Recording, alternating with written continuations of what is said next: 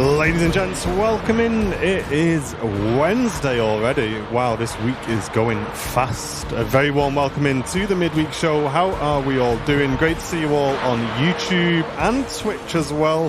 Pilot Kid, good morning, saying a butter landing on that 350. It really was. Sanchez, good to see you. Goofball Guinness, good to see you. Matt Hyatt, Pilot Raf, Neil Marsden, Lee Bracewell, Terry, Amy, Megan. Lots of people tuning in. How are we doing, chat? Welcome to the midweek show. Next to me here, we have, for a little while, I think, Mr.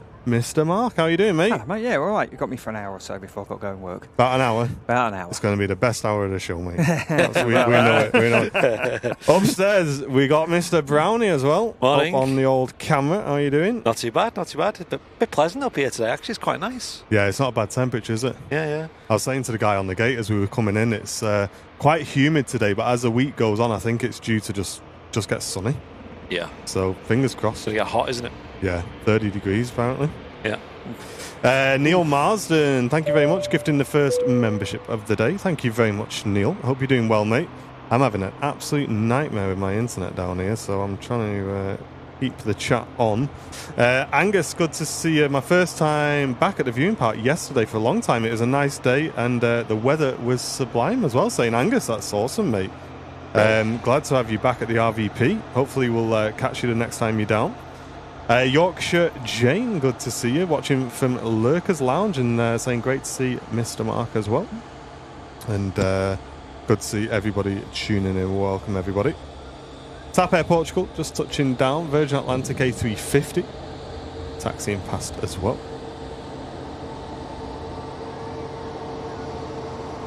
So have you been, Mark? All right. Overworked and underpaid like the rest. You're off flying a little bit later on. Mate, yeah, I'm off to Dalaman for the second time this week, so that'll be fun.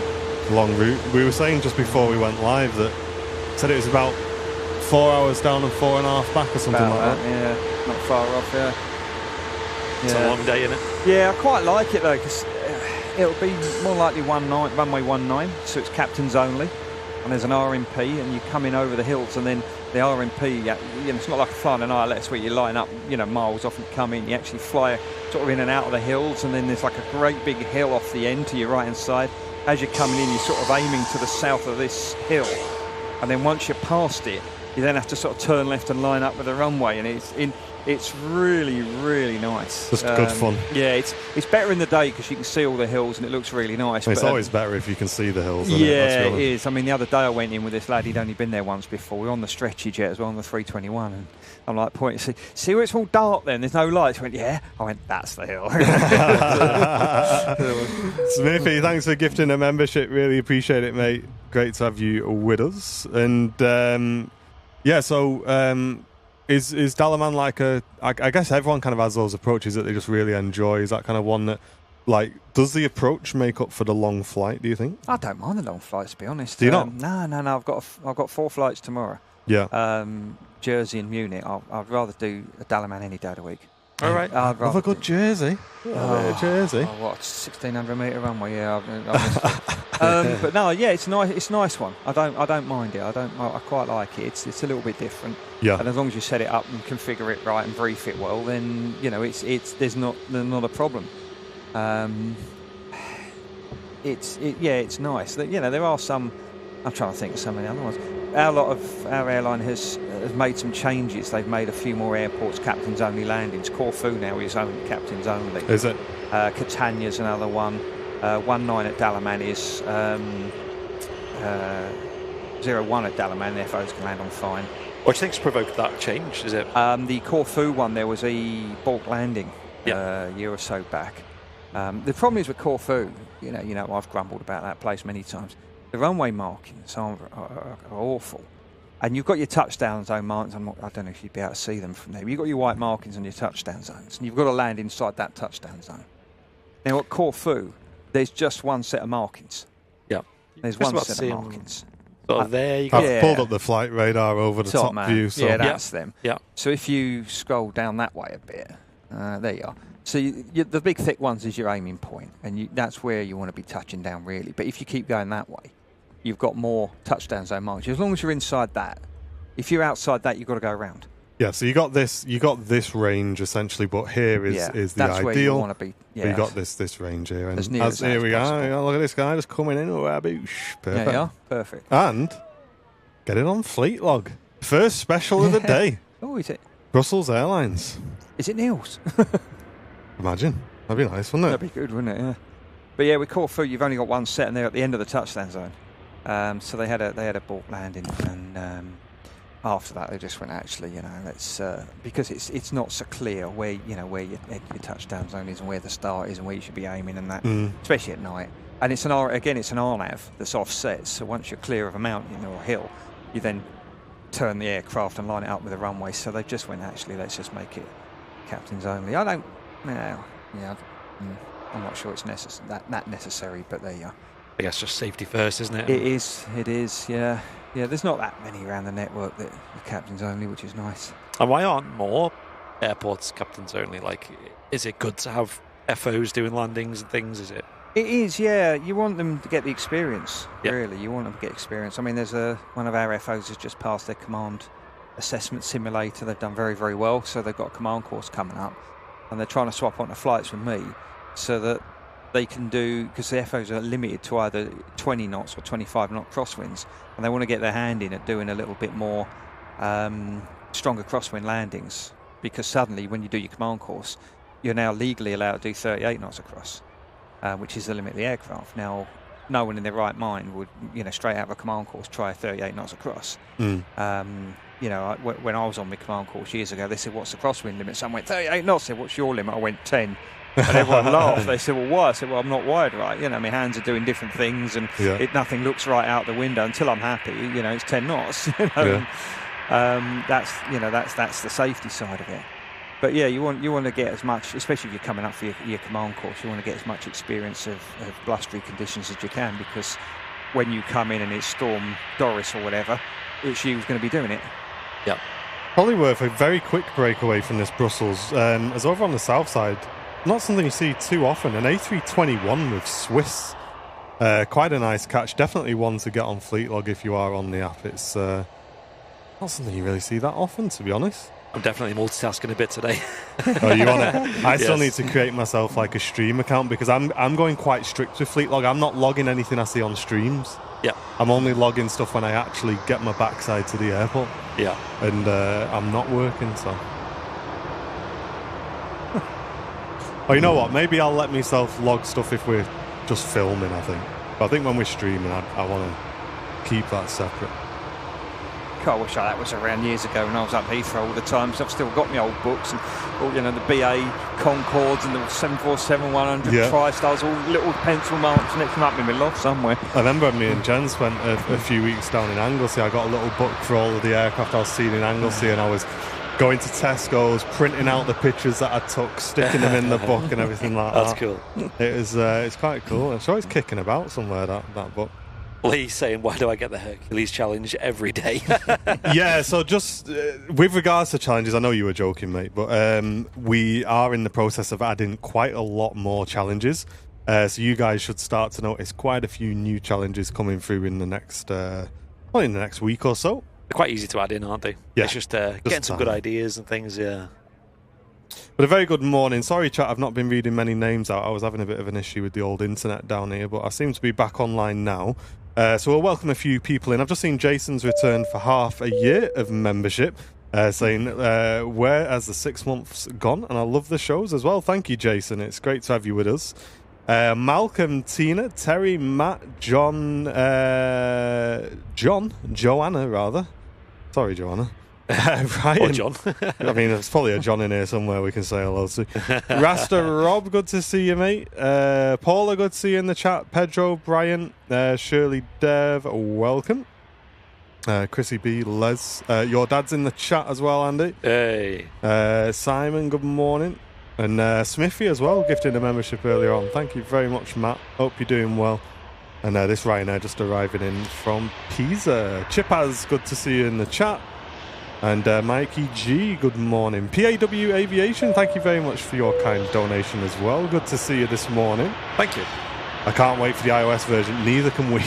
Yes. I had about an hour's meeting with Rich last night where we were going through a lot of stuff, and we're still aiming for about a week or so away from this Sunday, so about a week and a half away, we think. So many messages about it. It's unbelievable. Yeah. Tina was saying, I bet if I had it, I bet I'd fill it in a couple of days. I'm like, well, I'm not allowed to use my phone on the plane, so I can't. It's really frustrating. You're like, oh, look at that one, I want that one, I could get that one. I'm not allowed. Funnily enough, there is like, it's not fully fleshed out yet, but there is the ability to add planes that you have flown yourself as a pilot. Yeah. Now, obviously, that can range. Like for me, for example, I've done some little flights in like a Cessnas and whatnot. So it'd be great to see them planes like flying over. Like, oh, there's the plane that I flew, but maybe for a pilot, that's very different. Well, I've got all my planes logged. We've got to, by law, keep logbooks, and I dug them out the other day. I think I've got about 6 paper ones. Yeah. And a few years ago, I went online, used this Skylife Pro thing. It used to upload straight from our internet thing, but when they changed the crew app, it stopped working. So you have to send him a PDF of it all, and he puts it in for you. But all your logs are up to date and that. But yeah, you keep all the regs. You've got to have them. But yeah, that would take a bit of doing, going through all of them.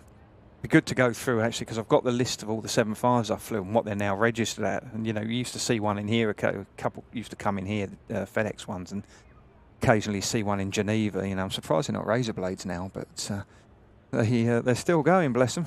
And it's a shame that the Jet 2 ones didn't have the same sort of fate of becoming freighters.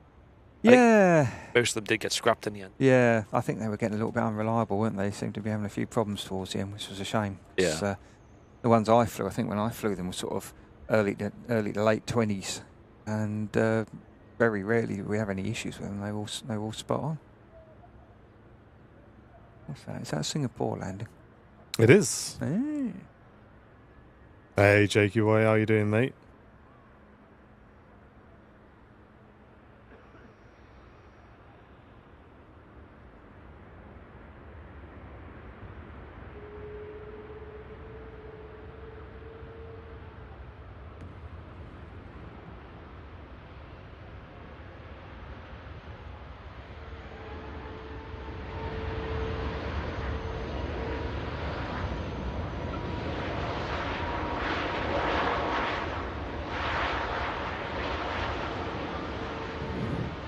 Mega arrival.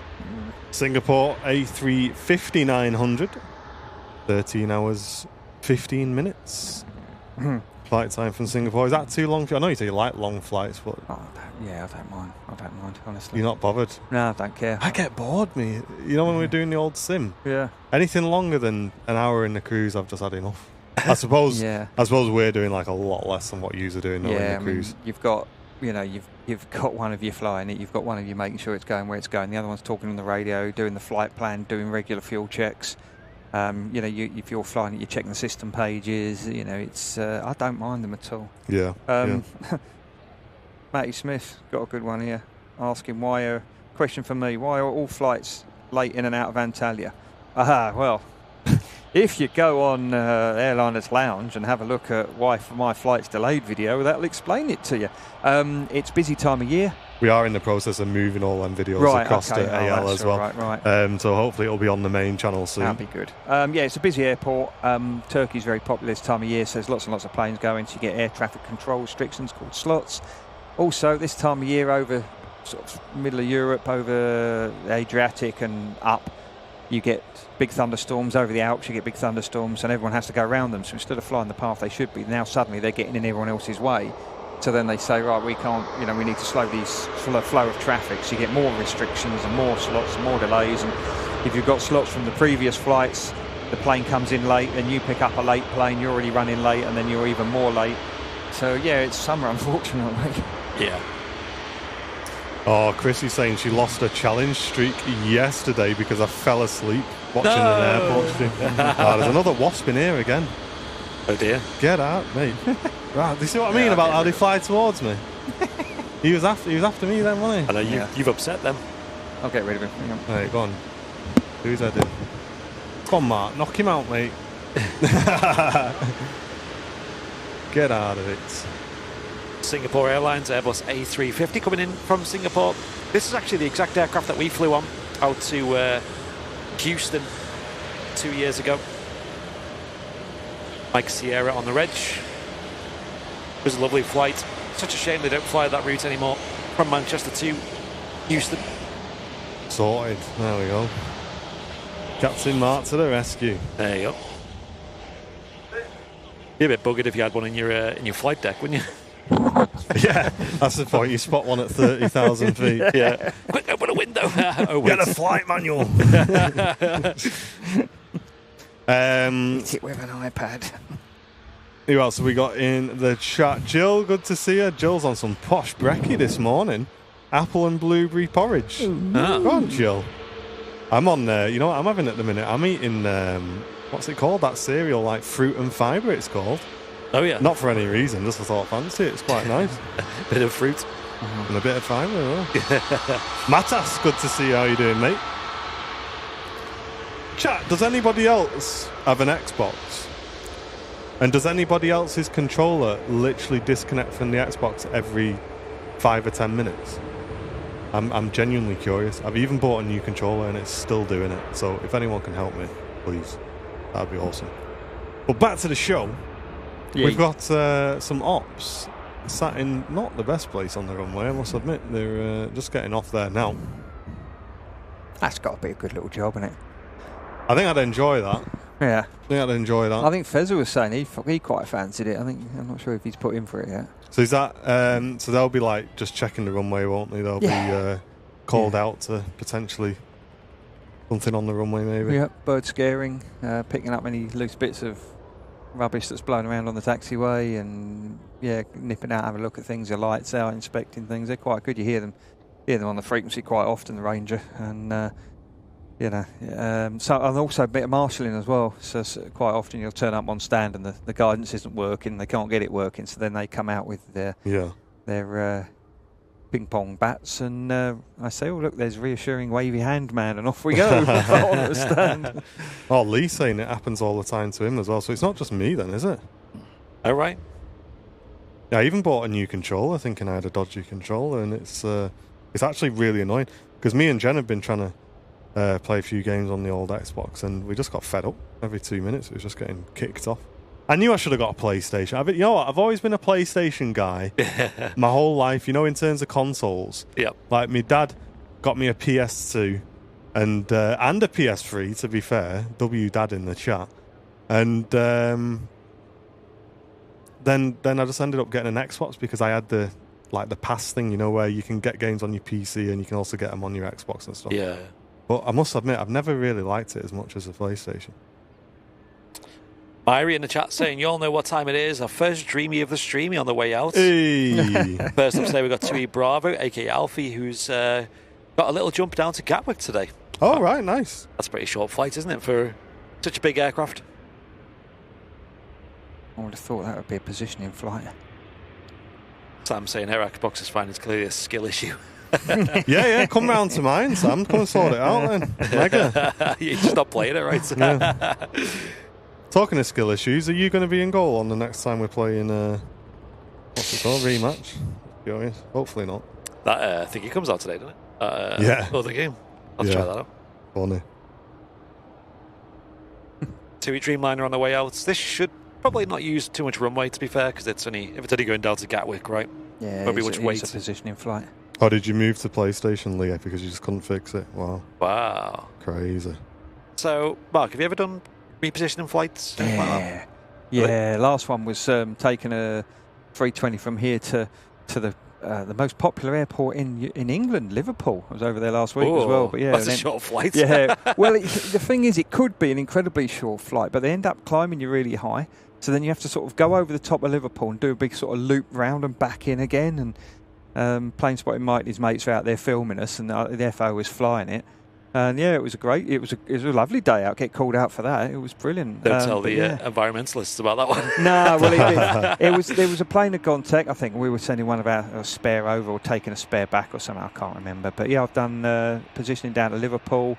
I've done positioning from here to East Mids and to Luton. That's cool. And to Gatwick. East Mids to Gatwick as well. Longest one I ever did was positioned an empty 757 from Sierra Leone to Gatwick. And I mean, that must have been 20-odd ton of fuel. Yep. On an empty aircraft.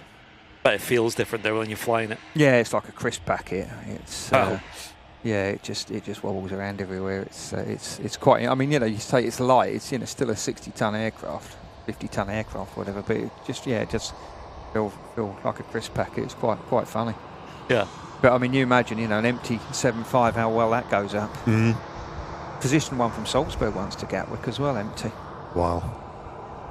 Yeah, we were looking through some pictures yesterday and came across pictures of the 7.5s, the 7.6s with TUI as well. Yeah. And we were just like, wow, that's great. Yeah. The other week we put a video up that we took on Southside of a Virgin 747 departing, and the noise that thing made when it just kicked off. Yeah. Was insane. I saw one years ago at Gatwick. I was at the car park getting out my car, and it was an empty Virgin 7.4 going from Gatwick to Heathrow. Yeah. And it just used next to no runway, and they weren't even spanking it. They were just it's just a normal empty takeoff, and this thing I'm not even a third of the way down the runway, and this thing's getting airborne next to me. I'm like, what's going on here? Yeah. Up it went. Liberator, good to see you. Positioning flights must be good to fly as they're empty. Fly like a fighter pilot. Yeah, I don't know about that. We've seen them a few times here with the 7.5s where they just went, what, let's give it a go. Yeah, that's because it's massively overpowered in it. It's the, you're not allowed to, you've got to be sensible. Some people, why didn't you give it full power? Well, that would be silly, wouldn't it? I think everyone kind of wants to do that, but I think when you're actually in the job, you're like, I should probably actually do it in the sim. It's all right in the sim. John Mack, it's great to see you in the chat. How are you doing? Thank you for getting involved. And there's a name in the chat. Baltui Votas saying you should go to Oslo sometime. That would be quite a cool stream, wouldn't it? Yeah. That'd be good. I see the Magic planes over there near the TUI at the moment. Yeah, here we go again. Yeah, you all know. Where's that come from? I don't know. Hi, Tom and Anne. Yo, welcome in. I was hoping to catch up with them at some point, but I'm back home on Sunday, otherwise I'd be down, but never mind. Don't forget your bag. God, don't get me started. Honestly. Here's a repositioning flight down to Gatwick. Relatively short flight for this Streamliner. Engines are super derated, hardly any noise. Straight up, isn't it? Yeah. Effortless. You ever? Sorry, Mark. I was trying to fix something. Then, have you ever flown an empty leg? You said. Have you flown them before? Empty. An empty aircraft on positioning flights. Yeah, many times. So because they must feel weird, right, when you're coming into land. Yeah, it's like little crisp packets blown all over the place. It's I mean, it's just you haven't got an awful lot of fuel on board because you don't need an awful lot of fuel, and unless it's a Sierra Leone flight, and then you've got 20-odd tons, obviously. But you haven't got the passengers. Passengers, on a 320, you can be looking about, 18 ton of passengers and bags and that. Yeah. Plus your fuel. So today, I think I'd probably have about 13 ton of fuel as well. So there's a fair bit of weight there, and you haven't got it. It's quite nice. Well, I remember once years ago when I was an FO, we got sent down to East Mids. There'd been a storm go through, and there was an Airbus sitting at East Mids that had a couple of goes at Gatwick and wind shear and gone around, oversped the flaps and all of that, and it ended up in East Mids, and we had to take it back down to Gatwick. Yeah. And it was still quite windy at Gatwick, and this thing was empty, and I remember a good lad, the captain. He's a smashing lad called Mike. His son's actually going through the pilot training process at the moment. But yeah, he flew it down, and I was sitting there chuckling away myself. He's coming into land, and this thing's, it wasn't storm weather, but it wasn't very nice, and it was all over the shop. We had a good chuckle. I was sitting there watching him work hard. You have the Emirates Airbus A380 on the move as well, just completed the pushback. Yeah, and quite a nice touchdown from the Lufthansa A321 that's just arrived in from Frankfurt. Oops. Definitely wasn't just looking on fleet log. Yeah. Anytime the camera work goes down the pot, guys, just check Andy's fleet log stats. He's probably check on my the progress.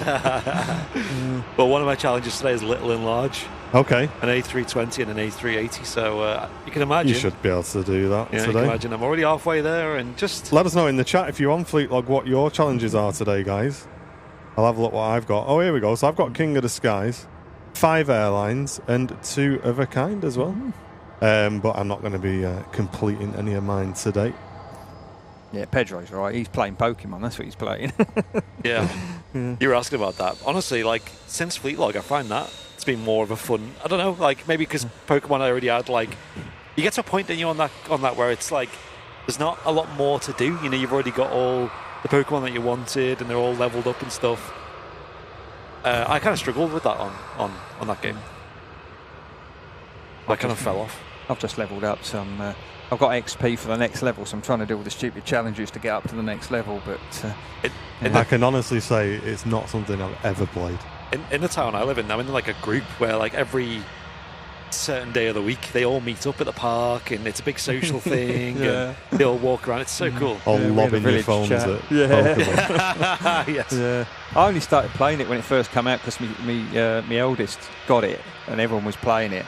And I got it, and I said, I'm going to catch a Pikachu before you just to wind you up, and then I'm going to stop playing. And here I am, 12 years later, still playing it. But I think, like, all jokes aside, it kind of shows that as long as you keep a game up to date and give people new things to do, it can really make it last a long time. You know what I mean? For me, they ruined it when they banned all the trackers, because you've got the little in-game tracker, which. If it's near a Pokestop, you can see something. But it used to have like little arrows whether you were near or closer to it. And back when they changed it, in our village we had 1 Pokestop, so it's a great big village, and there could be 14 Dragonites sitting on your doorstep, you wouldn't know about it. There were all these third-party tracking apps, and they were brilliant, really, really good. That's cheating, isn't it? Well, it's just showing you where they are, and you were going out getting them in the middle of fields, middle of the night. My wife was doing an hour past 10, suddenly I'm jumping out of bed and running off. And I was getting like 4 Dragonites a night, at one point. Running through your field with your undies on, trying to catch a Pokemon. I've got 160 Dragonites now, so I've got all these rare things back in the day. And then Niantic, who ran it, they got in, they did this Harry Potter game, and Warner Brothers said, I want all the spoofing and all the everything banned. They banned the lot. Got rid of them all, and then they stopped doing the Harry Potter games, so it was all for nothing. So, funny. But yeah, they took all the fun away there. Liberator 74 asking what Airbuses do I fly? 319, 320, 321s is what we fly at the moment. We'll say big thanks to Doug as well with the Prime membership for 11 months, nearly the full year, mate. Thanks, Doug. It's good to see you on the Twitch channel, mate, and thanks for consistently keeping the vibes up on the Twitch channel as well. I appreciate that. Pegasus next to land. Lee Fuller saying one of his challenges is Night Owl today. That's a good one, that, because it's like a lifeline. Night for you, son, then. Yeah. It's like a lifeline, isn't it? If you can't get all the other ones, at least you got that. But for someone like me and you, Martin, it does require staying up a bit later than usual. Yeah. Honestly, I'm not joking. If I'm up later than 10:30 these days, there's something going on. Yeah. Mick, great to see you. How are you doing? Welcome back. And Pedro, good to see you as well. Welcome, everybody. Welcome to the midweek show here from Manchester Airport. DJ Paul D's asking if I got a shiny green Dragonite. I've got 1, 2, 3, 4, 5, and I've got another 5 shiny Dratinis to evolve at some point. So yeah, that means absolutely nothing to me. That. Hamster Fritter on the Twitch channel, welcoming. Pegasus just vacating. Airbus A320 with the Sharklets as well. And we won't mention it too much, folks, but just a quick announcement that if you do have an Android phone, Fleetlog is now available. Just search for Fleetlog in the Android store and it'll say Airliners Live underneath, and you can go and get involved. I can't believe how many people have signed up. Let's see how it's doing. Well, that's because it's brilliant. Well, me and Martin were saying our goal when we released both platforms was 100 users. We would have been buzzing with that. We've released just one platform, and I think we're over 300 users. 311. It just keeps going up. Like even when we're offline. Yeah, it's good. It's crazy how people are enjoying it so much. Yeah, and we are, honestly, guys, working as hard as we can to get the iOS version out for you folks. I've got like a shortcut on my phone to reply to messages about when iOS is out, because we get it so often.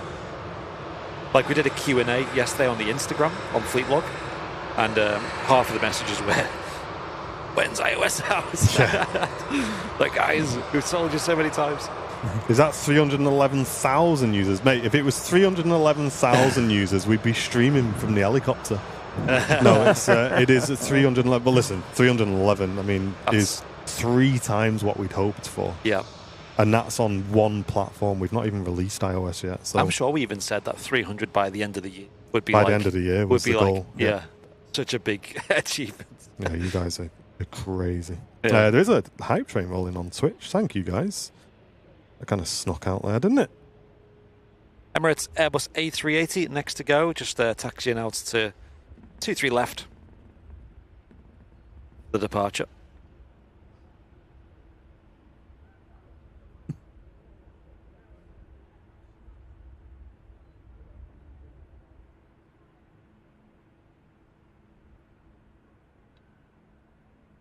That's stuck in front of the Ryanair that's following it out to Gdansk.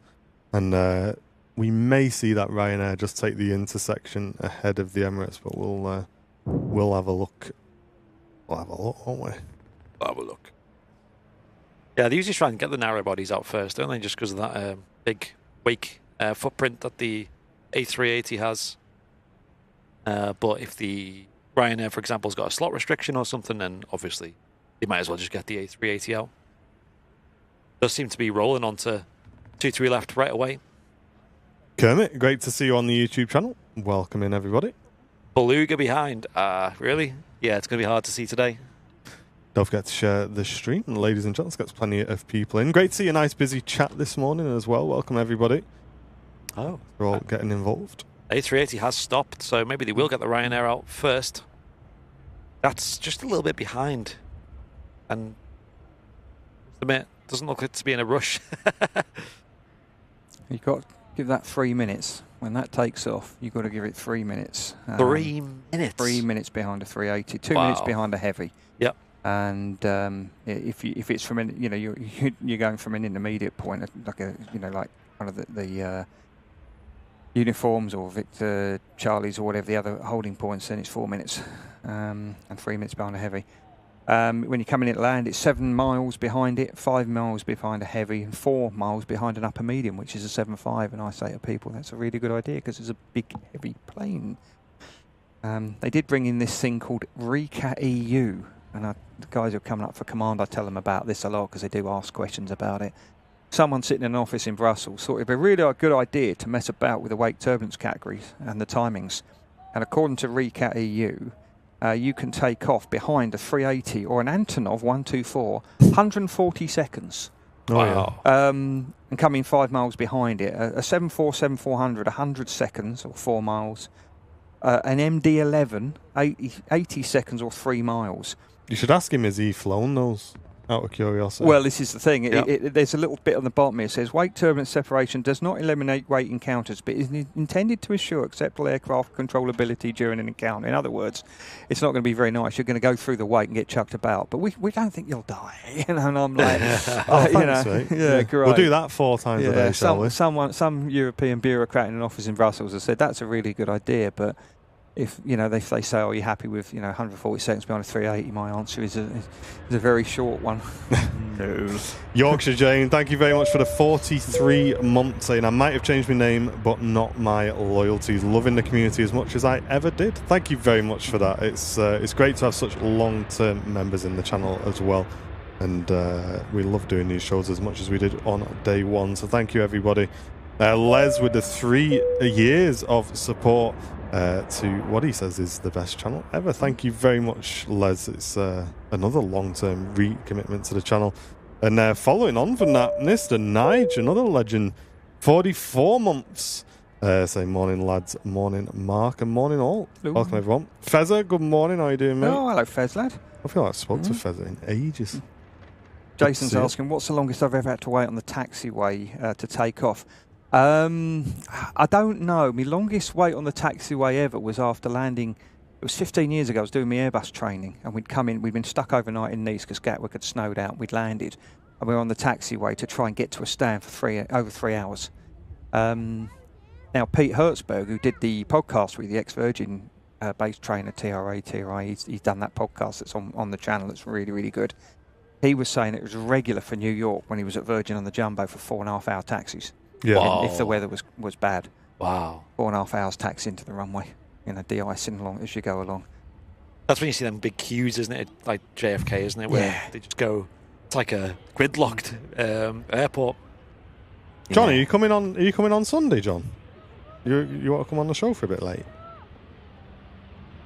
John's at the old Oasis, are you, on the weekend? Oh, mate. Mate, come on the show on Sunday for a bit. So you got a day off work? Oh, I don't know. How they manage that? I don't think he's told his boss yet. Yeah, certainly, yeah. Well, there's the Emirates on the roll.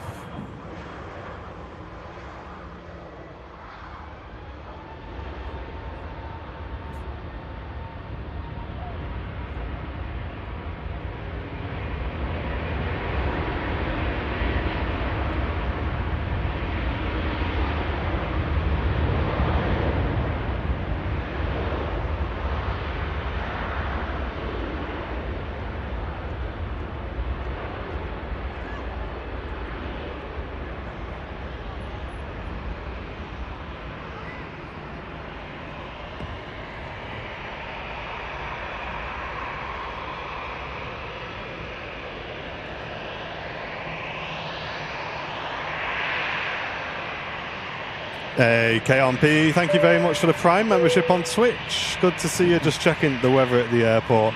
Might be visiting later. Well, the sun is coming out. It's actually just come out here and it's boiling now. Oh, yeah. It makes a massive I'm going to difference. get some windows open, I think. You're sat there in a fluffy jumper. You're mad, too.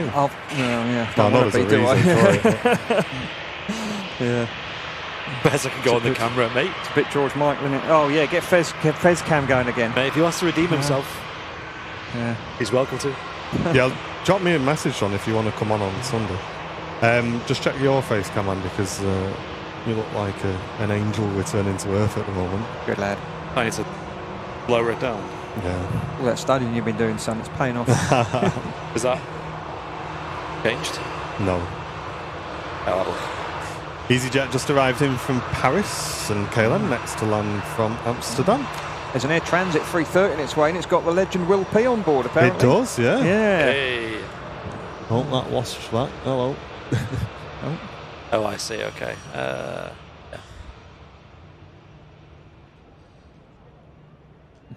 I'll pop down. Nice one, John. Yeah, that'd be awesome. Mint. There you go. Special guest on the Sunday show. It's also a sponsored show on Sunday as well. To get Pro Heckle team on for Fez and Heckle.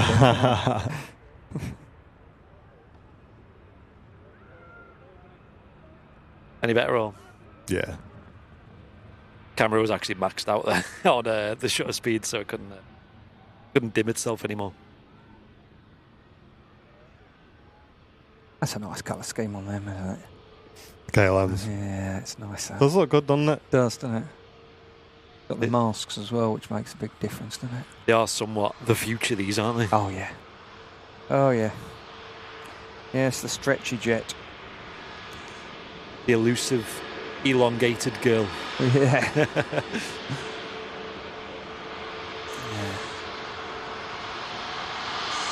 Yeah, I mean, the other day, it's not a 7.5. The other day we were stuck coming back at 33,000 feet.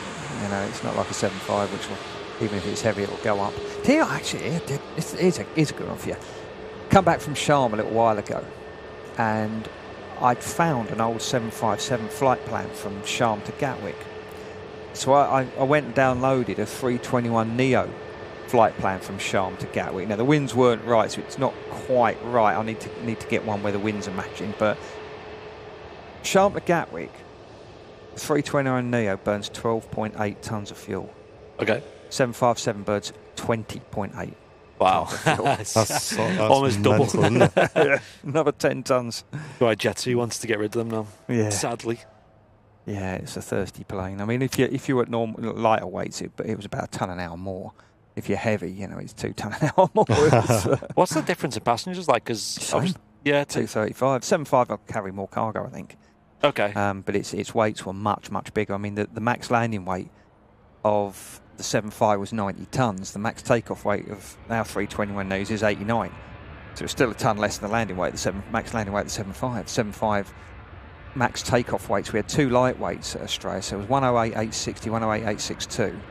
They were all 90 tons landing. And then they got some heavier weights. Max takeoff weights were 113,398. And then as I was leaving, they got a couple of heavy ones in, but I asked my mate about it. He said, I don't think they were over 120 tons. So what are they changing to give you higher weight performance? With the 7.5, I don't know. With the Airbus, it's just a paperwork exercise. Right. Because, you've got, take a 320. We've got a mixture. We've got 79 tons, 77 tons, 75 fives, 73 fives. So say I fly a plane from here to Alicante. You have to pay airways fees to London, or Scottish, London, Paris, Brest, Bordeaux, and Barcelona airspace. Yeah. And Valencia airspace. So all these people get paid. All these people get some money. Now, it costs more to fly a 79-ton aircraft across that airspace than it does a 73.5 because it's all off your max weight. So what they do is they register them at lower weights with the intention of saying, well, this one's only 73.5, so we pay you less money. Yeah. The fact of the matter is that aircraft will physically lift 79 tons all day long, but it's a paperwork exercise. Crazy, isn't it? It is, and our base captain's been really good because we were struggling. Regularly, I used to end up in Antalya on a lightweight aircraft, and we can't get the fuel on to get back. And I had it that day when Storm Agnes was on, and you guys were streaming, and I missed you because we had to stop in Venice to pick fuel up. And poor old Eric was out there in the storm, and by the time we got back, this squall had come in. The wind was horrible. There was Eurowings had 2 goes. They came in front of us, had 2 goes at landing, then buggered off back to Dusseldorf. They went, stuff this, we're off, and thank God we got in first time.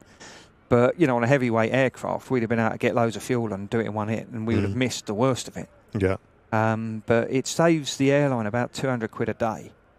So if you take 350 aircraft, 365 days a year, 200 quid a day, it's a lot of money. A lot of saving, isn't it? It's a lot of money. But when it starts impacting the operation, then you've got issues. Now today, I'm off to Antalya. I'm on a lower heavy, so I'm on a 77-tonner, and you've got no problems at all with the weight. It's not Antalya. I'm going to Dalaman, aren't I? But yeah, you've got. I've got it wrong. Okay, yeah. But yeah, we've got no problem with the weights today. Absolutely no problem. What we're finding now, because with the holidays and more people are getting 23, 25 kilo bags. The weights have all gone up. This is where we never used to have a problem like this. Now we have, because everyone's got all these bags on the holiday flights. They're now upping the max landing weights as well, because we're finding that, even on the long, the Egypt flights and the Cape Verdes to come, you're going to have a problem getting the fuel on. You're going to have a problem with the landing weights because you've got so many people and bags on. As they're saying, Captain doesn't even know where he's going. Yeah. I mean, you know what? That is. might be a funny question. So, I mean, we know, yeah, obviously, but for maybe someone who isn't familiar, what is in place to stop you going to the wrong airport if you have a bit of a moment of like, oh, I think I'm going here today, and you look at the wrong, maybe, because everyone's done it, like you think you work in shifts and you think, oh, I'm in on Friday, and then you've gone to work and you're not. Yeah, I mean, because you upload your flight plan and you've got it in front of you and all of that, you get it right that way. That's quite easy. What the common problem is, especially with UTC Zulu time and summertime, because they're an hour out, regularly you will turn up at the airport and someone will be there an hour early because they've got their times wrong. What are you doing here? Oh, you're a bit early, aren't you? Oh, yeah, got your times wrong. That's what normally happens, especially when you're on minimum rest and you're tired and you've had a few days in and it's been a heavy week, and it's quite easy to make, get there a bit too early. It's never a bad thing. I remember when we flew to Zakynthos with Jet2, and one of the pilots who were doing the PA must have had a slip of the tongue and mentioned the wrong airport. Like, welcome aboard this flight to Mykonos, he said. And everyone was like, hang on, what? You should do that as a bit of a laugh every now and again. Just checking here all the way. Everyone who's going to Ibiza say, welcome on this flight to Dublin. Somewhere nowhere near where they're going. Anthony with quite a good question in the chat saying, obviously, with being a pilot, Do your ears still pop like they do for us passengers, or have you kind of got used to it? Yeah, you get used to it. They click a little bit sometimes. If you've got a bit of a cold, then it can be quite unpleasant. And then if you get bad enough, you can't clear your ears, you don't fly. Yeah. And we're having this at the moment because my wife and my youngest haven't flown very much. Funny enough, they haven't flown very much. And they're struggling with their ears. My middle one's getting on. She's all right with it. Me oldest, she's fine. She's flown a lot more than they have. But yeah, they are finding it a little bit of a problem. We're off to Tenerife soon. First week of August is all I could get, which I'm not looking forward to at all. But yeah, it'll be interesting to see how they cope with a 4-hour flight. But yeah, they just click. You get used to it, and you station tubes. They just get they work loose over the years. I mean, we've been doing this now 30 years. So. Did I get used to? Because that was something my sister used to struggle with quite a lot, actually, with the ears. It was really painful for her, actually. Well, they used to hand out bowl sweets, didn't they? And I remember my first flight. We're going up to Newcastle on a 7.5, and they handed these bowl sweets. And I thought, what are these for? They're for your ears. And you look at right, Pratt sitting there with two Werther's originals sticking out your ears. But the 7.5s were a lot more comfortable, I will say. Yeah. When Dakota flew on our first flights, we were on a 7.5. And honestly, no one's ears popped once. And we heard the row behind us saying, I didn't even need the sweets in the end. Yeah. And then these newer planes, especially like the Maxes, maybe the Neos, they definitely don't feel as well pressurized. Yeah. We had this when I first, when I was young and we were flying up and down to Newcastle a lot. Me and my mum going up and visiting people. Never a problem on the 7.5s. I can't remember if we had a problem on the 7.3. I can't remember. But I know when I first won the Airbuses, my ears were hurting really badly. Oh. For some reason. I don't know why, but I don't know. Yeah, John, he is. It's something we laugh about every time Mark comes on, saying, you must be a bit wham in that hoodie. He's, but he wears shorts in the snow and he wears a coat in the sun. Yeah, it's a bit George Michael in this, but yeah. He's flying after he's been with us for an hour, and he's got his uniform on, and we're not allowed to show who he flies for. We do need to sort you out something like a bit less furry than that, mate. It's going to be 30 degrees on Sunday. I am wilting a bit, mate. Dalaman's going to be a bit warm as well. Just take it off. We won't put your camera on. No, you're fine. I'm all right. I'm not bothered. We just won't put the camera on. No. You need to be on the camera. I don't. No one wants to see me, mate. No one wants to see me, that's for certain. There you go. Definitely not. I'd rather you were comfortable. Not this algit. Oh, dear. Yeah, so Mark is a Airbus captain based here at Manchester Airport. He's doing a flight shortly. I assume you have to go soon anyway, don't you? Yeah, I've got a quarter of an hour, so I've got to run away. Ryanair just lined up on the south side for Porto. Yeah, 15-year-old aircraft. You've got aircon on the plane, though, haven't you, though? Oh, yeah. Get that a nice temperature that you like. Yeah, down in Dalaman, actually, they've got the Turkish airports are really good. They've got really good air conditioning from... They plug this big hose in the bottom of the plane. It's actually really quite good. Ooh. Yeah. The only downside is if you've got a plane with no APU in the tail giving you aircon and power, they generally send you down to there because they know the aircon's good down there. They tried to send me the other day, last week, I was on early. Tried to send me 3:40 in the morning report. I was knackered. Got up at half one or whatever it was. Get to the airport to find that the 321 I was on had no APU. And they send us to Reyes where it's 36 degrees. And I phoned up Ops and I said, have they got they've got air conditioning down there? Oh, we're trying to find out. I said, mate, I ain't taking that plane down there with no APU. I've just not a chance. I said, well, the other one's going to Split and it's even warmer there. And I'm like, well, I'm not putting my crew and passengers through that. And the engineers had come on with the tech log and said, oh, no, it's working. And I'm like, oh, happy days, off we went. Yeah. Next to land, we've got Dalaman waiting to cross. Ryanair in from Dublin. Dalaman. And Cathay Pacific is getting ready to push back. Turkish on the way out to Istanbul as well. Might see this plane again in a bit. Ollie's asking where I'm going today. It's Dalaman. Dalaman, I'll get it right. Yes. Dalaman. Don't forget. Not the Isle of Man. Yeah. Where are you? Isle of Man.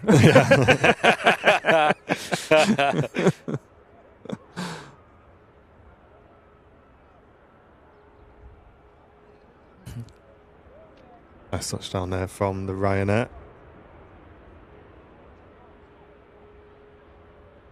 Yeah, Ryanair DAC, or just Ryanair as it's known as, is the Irish registered aircraft. Just got the new split winglets as well that are getting retrofitted to all their aircraft. It's getting quite rare to see a plane without these now in the Ryanair fleet. Scottish Linda saying, how did you guys get to know Captain Mark? It's quite funny, actually. I'm sure we've told you this before, but I think you came across the channel, didn't you? Just naturally found Airliners Live. Yeah. And he came to the RVP once when me and Andy were getting ready to stream.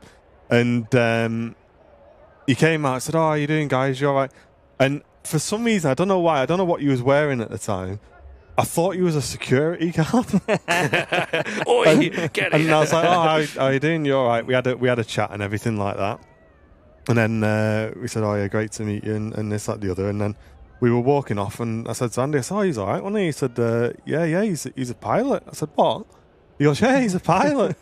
I said, "Mate, I thought he was a security guard." The whole time I was talking to him. And then we dropped him a message and said, do you want to nip on at some point? And here we are. Yeah, been downhill ever since for you, Paul. Having to put on my God bad knows how jokes. many million views later. You might be the only pilot in the world who doesn't tell everyone that you're a pilot.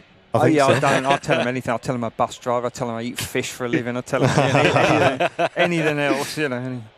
But yeah, because I had me Airliners Live badge on my lanyard. I was like, "Yeah, you make the best badges you do." Oh, look at that. I popped in. It was before work. My wife and kids were coming down. It's 3 years ago now. It's when I first got my flat. They were coming down to the flat for the first time. So I popped into the TAS shop to buy a scanner so that I was going to bring them to the airport pub and bring them down here. And I thought, well, it'd be nice letting them have a listen to the air traffic and the planes to get a better idea of what I actually do.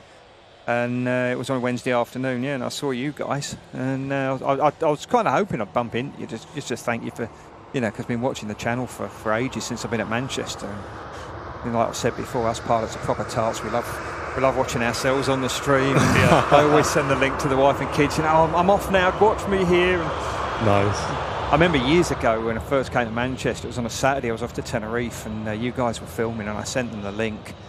It was the first time they'd seen me, They were watching on there, and they were like, "Oh, it's great." Off they go, Off I took off and disappeared into the clouds, and then you went off to another aircraft, and suddenly one of them burst into tears. "That's my daddy. I miss him. I hate him being away." And all this. Oh, here we go. That's magic. Yeah, it's good to see, isn't it? So then it's a bit mad, isn't it? If you the pilot job, it's kind of quite mysterious to people, isn't it? They wonder what's going on, and obviously it's all at the front behind a locked door, and you think, what's going on in there? Yeah, it's good fun.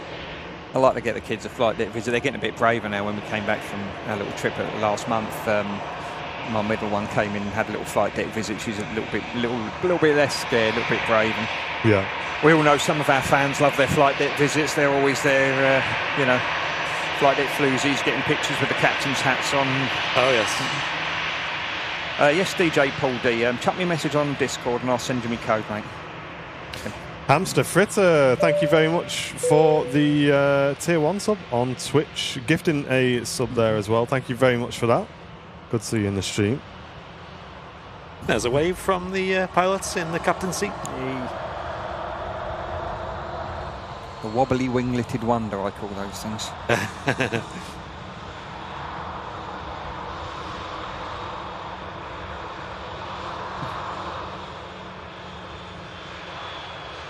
Bez is saying he's never been in a flight deck yet. Well, you've never done a flight deck visit? You have to think of an excuse, don't you? Oh, it's my birthday today. Yeah, I think if you've got kids with you, it's kind of like a lot easier. Easy. The kid wants to go up, and then you just don't even let him, and you get all the pictures. Right, you had your turn. My turn now. We did it the other day. I was on a Porto, and it was a bit foggy, and we were sitting over T3 left there for 2 hours 15 minutes, and the flight time was only 1 hour 55. So you can imagine how happy I was with that one. But we had loads of people coming in the flight deck. It started off with a couple of young kids coming in, and then more people, and then the hen party came in. They were quite funny because one of them was scared of flying, so I gave them all the links to the Fear of Flying videos and said, "Watch them, it'll be all right." Nice. I always just remember, have you ever seen Father Ted? You ever seen that show where he does a flight deck visit, and there's just this big red button that says "Do not press," and he's just staring at it like, I can't resist. Now, talking about that ATR there, I used to fly with a guy at Australia's called Nick Clutton. He's a fantastic guy. He's ex-RAF, and he used to fly ATRs at City Flyer. and there was a button on the overhead panel, and my mate was saying that no one knew what this button did, but every so often Nick Clutton would reach up and press it, and they used to call it the Clutton button, and no one knew what it was for. Did it bring in like a fresh coffee or something? I don't know.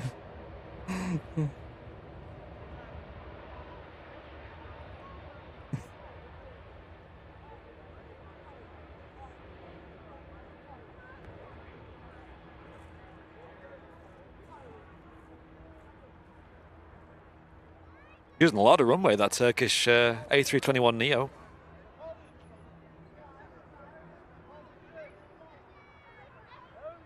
Well, I was going to chat as well if you've been lucky enough to get onto Fleet Log yet. I know, like we said earlier on, a lot of people have been signing up. A lot more than we expected, to be honest. Which is a good thing. And like we said earlier, we're still expecting another week or so until the iOS Apple devices app is released.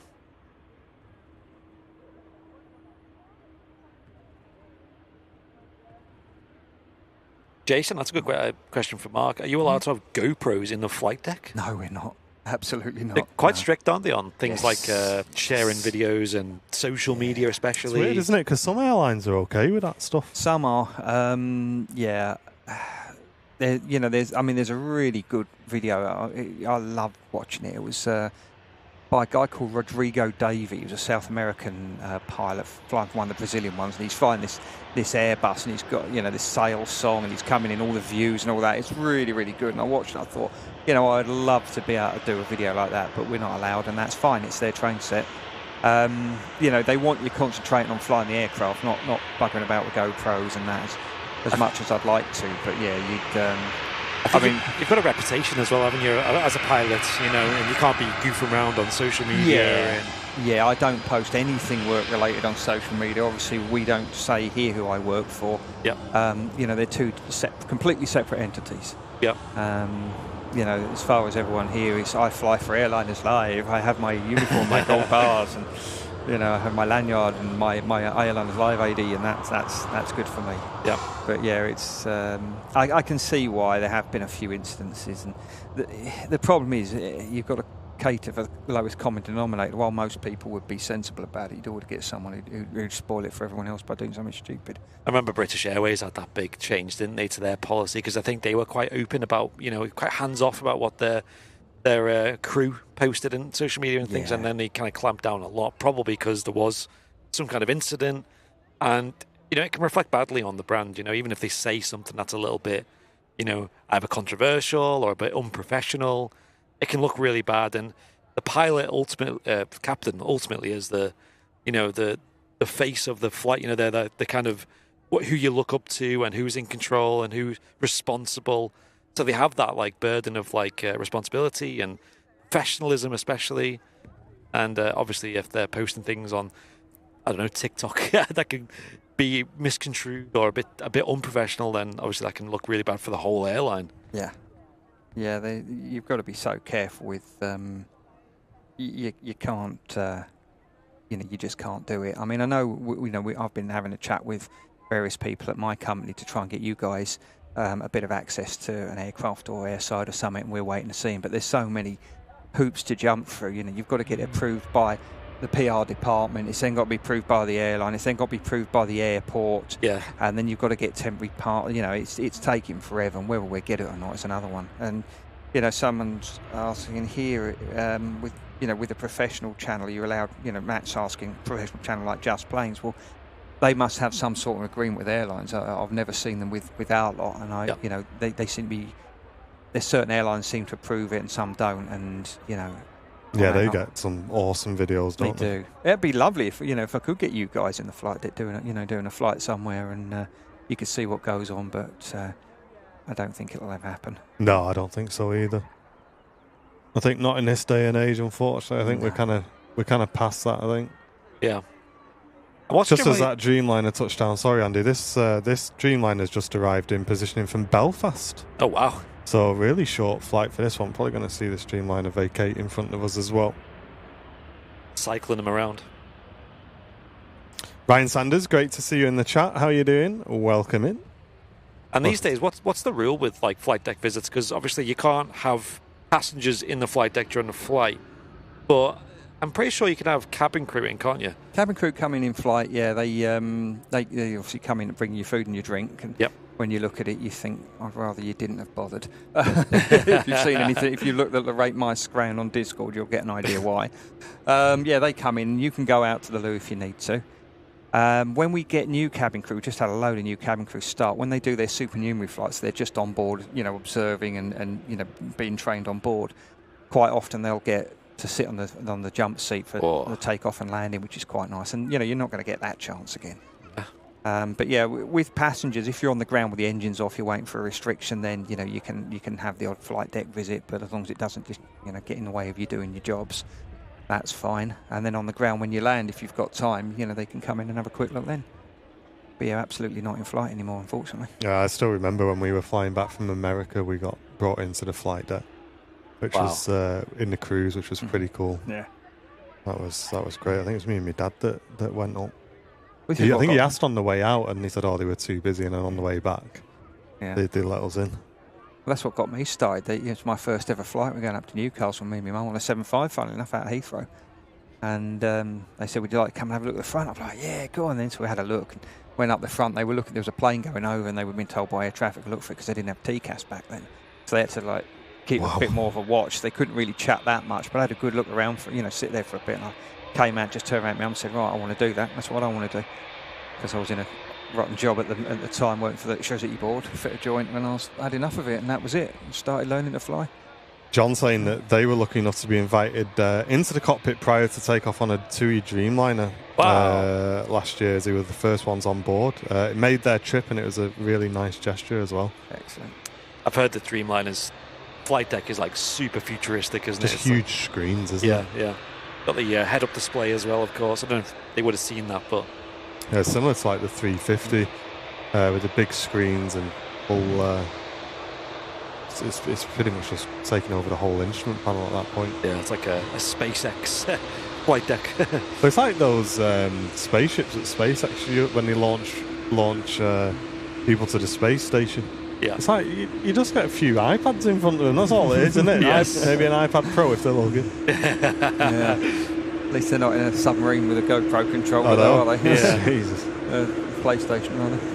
Yeah, my mate used to fly the 7.8, and he loved it. He loved the heads-up display. So when you come in to land, you've got the little birds like you have on the Airbus. He said you just put that at the end of the runway, and it just rumbles on every time. I was like, that's clever. But some companies just don't have them fitted, do they? As well, it's not as standard, and I'm sure even it's not always allowed to be used either. Yeah, we had them on our 7.3s years ago for a bit. Someone got this great idea, again, someone in an office, to have these head-up displays put on. And you have to have retrial. I think you have to be retrained on them every 3 months for Cat 2 landings. And they looked at the amount of times it was being used for a Cat 2 landing and went, this has cost us millions. And, we've done one. Yeah. So then they were taken out. Not surprised. Gulfair on the taxi out to Bahrain, the airport. Coming alive a little bit now. We've got the Aer Lingus to Orlando and also the Junyo out to Shanghai, all on the move. So some nice departures coming up. Welcome to the midweek, guys. Don't forget to smash that like button, and great to see so many of you involved in the chat as well. Thank you, everybody. Oh, Myri's in the chat. The amount of Dreamliners we've had. I know. Keeping you busy there, Myri, aren't we, today? There was someone in the chat earlier who was saying that her husband's on that Gulfair. Okay. But I can't go back far enough in the chat to find her name. Okay. Let us know again in the chat. Rainbow Love. Where's your favourite place to fly to? Newcastle, because it's home. Hello, Bevs. Yeah, I like Newcastle. I like coming into Manchester. Yeah, don't mind 19 at Dalaman. So is Dalaman there and back, or you? Oh yes, there and back. Yeah. Luckily, some of the fans like to track me on flight radar, and one of them sells it to me. She says, "Oh yeah, I'm tracking you, so you'll be safe." I'm like, "Okay." Stalking more like, but yeah, no, you're tracking me. Yeah. I remember landing back. I had one of them tracking me on the way out to an Egypt trip, and then on the way back, we landed at 4 a.m. Bless her, Bev's messaged me. He said, "I'll see you back safely then." And the FO's like, "What? Yeah, it's 4 a.m. and they're up tracking." You're like, "Oh yeah, they're the best fans ever, mate. The best fans ever."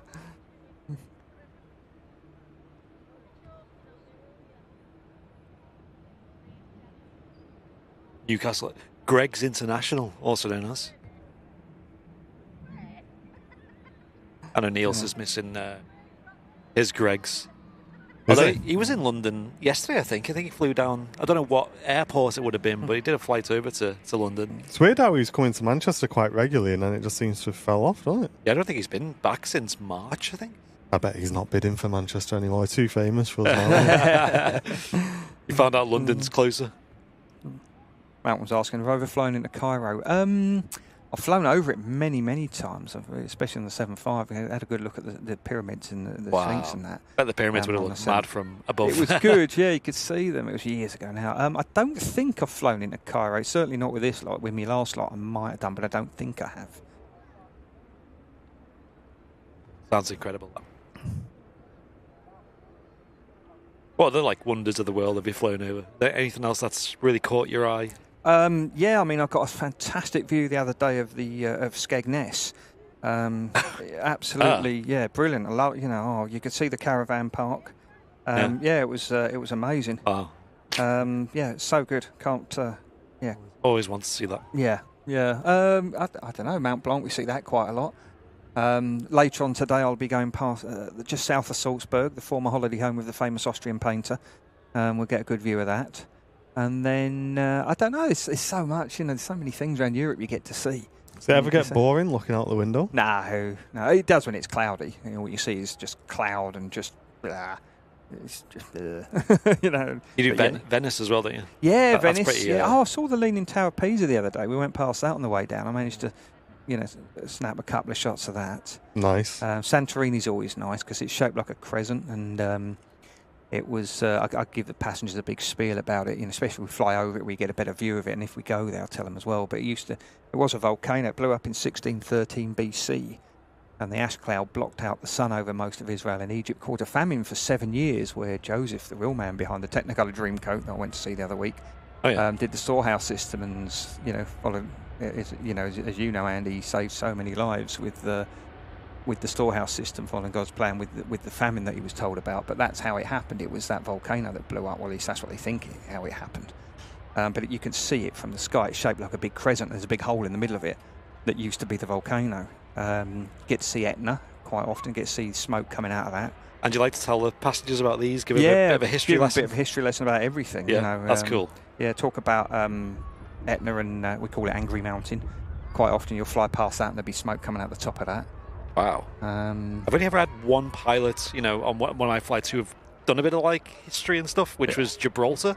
Oh, yeah. And he really, I think it was because we had a bit of a slot delay as well, talking about the rock, the history and sort of the geological, the kind of meteorological formations that you get of the climbers that you get on it, of clouds and how it fogs up the area as well. Yeah. Must be mad to just get a completely different perspective, especially even things like storms as well. Seeing a storm from the top, or you flying lightning next storm. to it. It's just must be pretty wild. Yeah, we were going around them the other day. I was telling the passengers we had to put the seatbelt signs on because people were crying. Saying, it's really bumpy. Yeah. So I said, there's these big storms out there, and we've got the put the seatbelts on. You get a good view, especially at night if they're banging away. Get lots of flashes. So I saw some really good ones over Venice a few weeks ago, and let the punters know, that it's really good to watch that out there. It's great.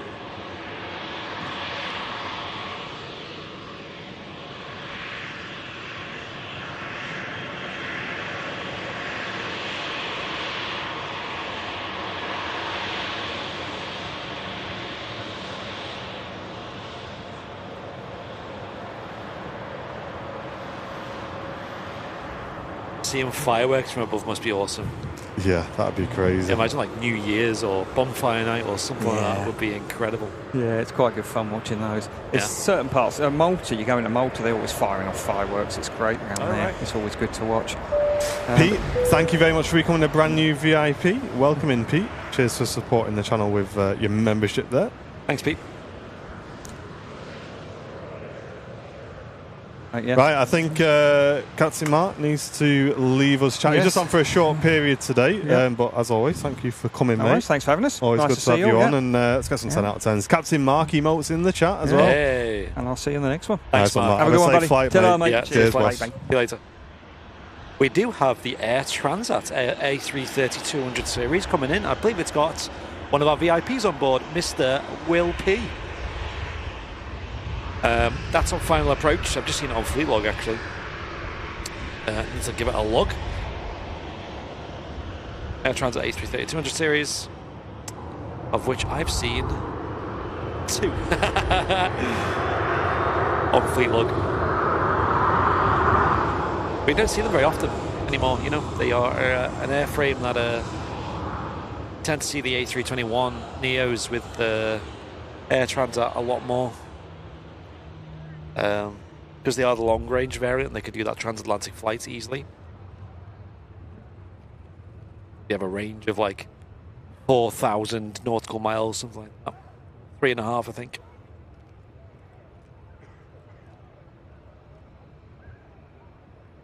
Yeah, I do appreciate it when pilots do like a bit of extra info on your flight. Like, it's always nice to not just hear about like the route that you're going to fly, but when they check in with updates about, you know, where you are, and you look out the left window, you can see so and so. I can see Mark taking his jacket off. Very much needed. Off he goes. What a legend Captain Mark is. Hey, David. Morning, dude. Is it yourself who's been putting uploading photos to the old fleet log? Let us know.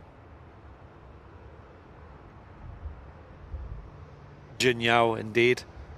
Not sure how long this is going to hold for. There's a couple of planes in front, including a Lufthansa on the runway. We'll come back to that in a moment. But we do have the Air Transat A330 on final approach. Greg, good morning to you, and Beth as well. Loads of people joining. Welcome in, everybody. Hope you're having a fantastic morning on your Wednesday. Don't forget to hit that like button. It really helps us out a lot. Here we go. Big man Will P coming in next. Legend has been a supporter of the channel for a long, long time. Coming in on a flight from Toronto with Air Transat. Is Mark off to Helsinki? He just disappeared into thin air. Yes. Yes, indeed.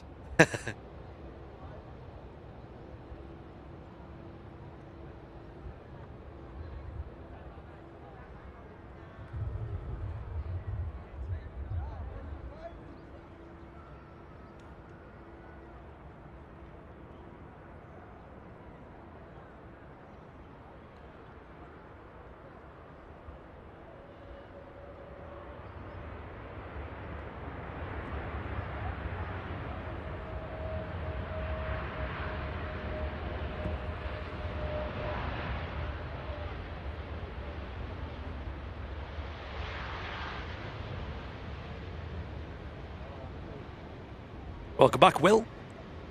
Hope you had a great flight back to Manchester here. And a beautiful wide body that is the Air Transat A330.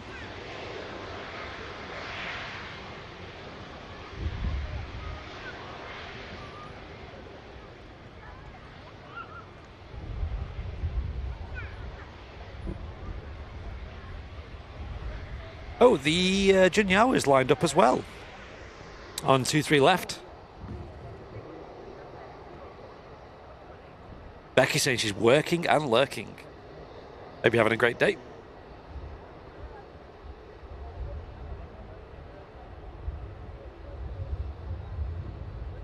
Ian Kelly, good morning to you, sir. Hope you're having a good one.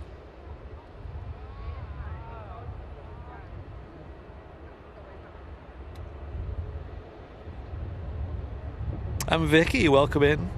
Hope you're having a lovely morning. Jinyao now on a move.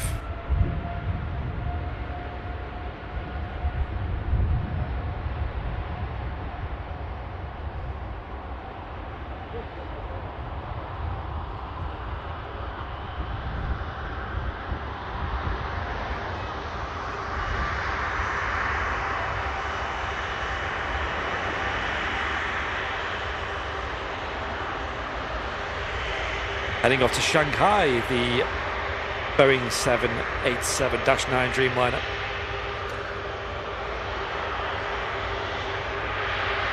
That's the Chinese peony livery. All of the Jinyaos are in special liveries, all the Dreamliners anyway. And that one there is the most common, I believe. There's a couple, 3 or 4 in that livery.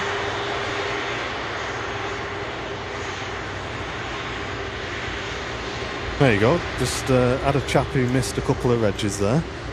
Got on the old fleet log and give them to him. Easy. That's the way to do it.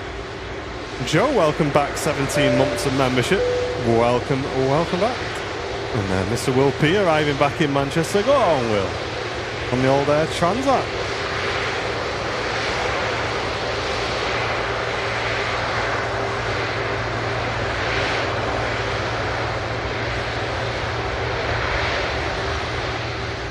Hey, thank you very much, Lee. Cheers for the kind donation on the YouTube channel. Thanks, Lee.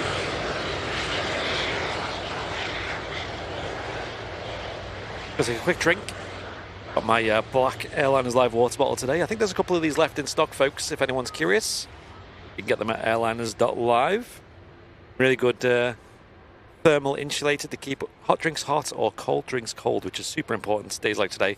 Huge capacity of 1 litre. They're pretty big, and they're slim as well, so they fit in cup holders as well. So they're really, really good. I'm really impressed with these. Loads of people have bought them. I think the red ones are all sold out now, but there's a couple of black ones left, so get yours ordered now. They're a great addition to your plane spotting inventory, of course. And you know they're legit because the sound. That's the sound of me slapping the water bottle. Yeah, that's not a call to prayer. That's Andy. Well, last orders. I'm just in the process of making myself a second account on the old fleet log, nice. So that I can just spam it. And signed up, you sign up for a year, you get a free month. Well, I've just signed myself up to 2028. There we go. There you go. Gosh, got the power. Now, if anyone's on fleet log, you can halve to completion the Aer Lingus UK fleet with the simple one plane that's coming out. Because I believe they only have 2 aircraft in their fleet at the moment, which are 2 Airbus A330-300s. And one of them is now on the move here at Manchester, so we'll catch that in a moment. Got mine in black, it's great. Yeah, Jason. One of the cool things about the black one especially is, like, you feel it warm up because it's black, like it's going to absorb that heat. So you're like, oh, I'm expecting a bit of a warm drink here. And some kind of disconnect in your brain. You drink it and it's still ice cold inside because it holds the cold in so well. And it, like, really blows you away. It's like, whoa.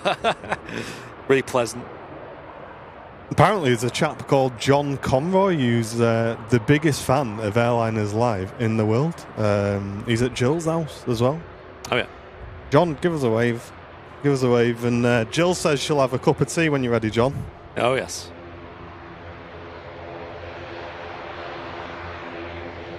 Yeah, we're really impressed with the water bottles. They've sold really well as well. There's only a couple left in stock. Yeah, I've got the red one today, keeping a nice cold drink on the go for me.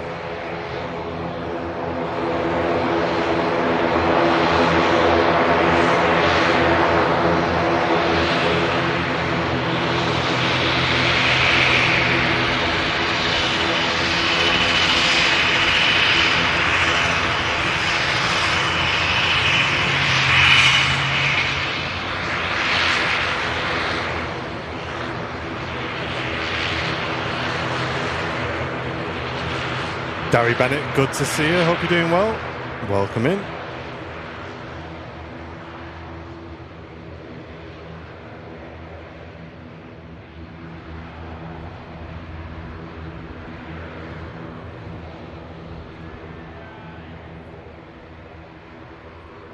Here is the Aer Lingus UK aircraft. Have a look, see if I've got all the Aer Lingus UKs already. Vicky's on a 6th coffee today. Wow. After only 2.5 hours sleep. Coffee's your best friend right now. I was saying to you in the office, was it yesterday? I've never, I know everyone talks about that coffee experience where you have a strong coffee in the morning and you feel really awake, and I just don't have it. I can literally drink a coffee at 10 o'clock at night and just go to sleep. Oh, man. Honestly, it doesn't do anything to me. I don't know. Wow. Unless you need to do a mat and put a few more shots in your coffee. Yeah, but it's like those ones we have in the office. Yeah. They don't wake me up. I remember when we used to make drinks in the office, we actually used to like grind the coffee beans and everything in our old job. Yeah. And even them just wouldn't wake me up. Weird. Yeah, it's kind of something I want to get back into, that. Making proper coffees. Oh, yeah. Yeah, but there's just so much hassle, aren't they, right? Really? It is a pain. And it's like, you just want to drink. You know? I know, in my house, I'm just having instant coffee again because it's just, I'm too busy, to be there and getting all these tools out and measuring coffee beans and stuff. I'm giving up. The aircon is coming on. Oh, yeah. As much as it might make me sneeze, it is well too hot in here today to be.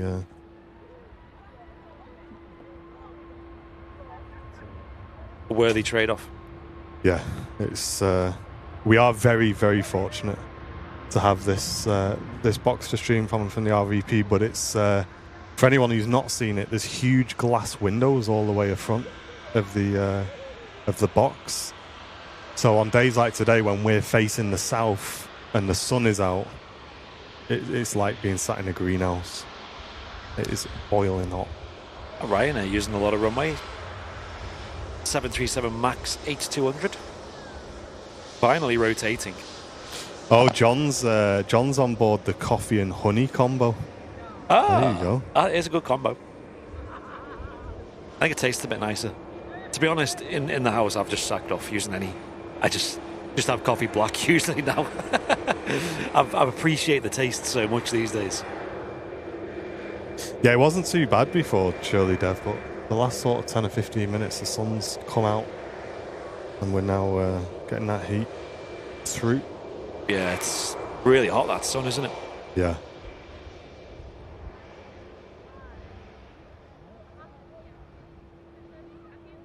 Aer Lingus looks like it's going to line up first. TUI, what's going on there? Oh, it could be a test flight for that TUI. All right. 7-3, because it's Manchester. Interesting. Shuttle 3 Romeo is going to be heading out to London Heathrow. 2320 Neo. But the Aer Lingus is going to head out first to Orlando. Can you get reflective screens put on the windows? We can't really do anything like that, Jason. It's not our box, mate. We just gladfully cohibit this spot. But yeah, we don't want to ask for too much. You know what I mean? I'll tell you in a second, Tantalus.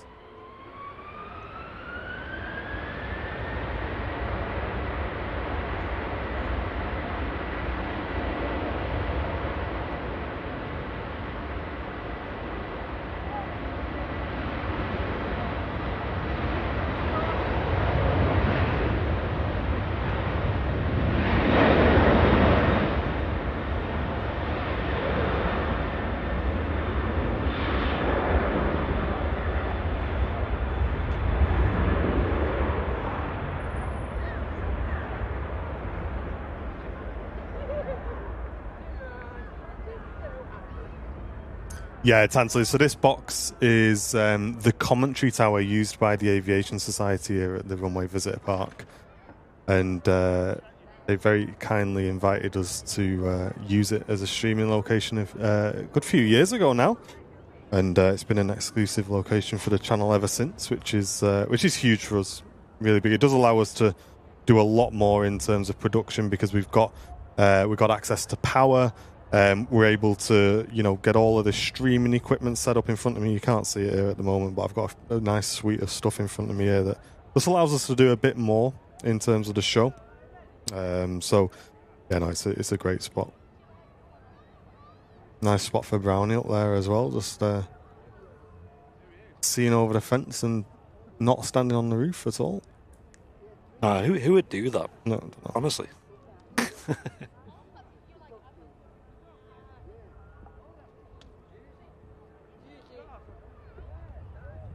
Caroline, good morning. Welcome in. Great to see you in the stream.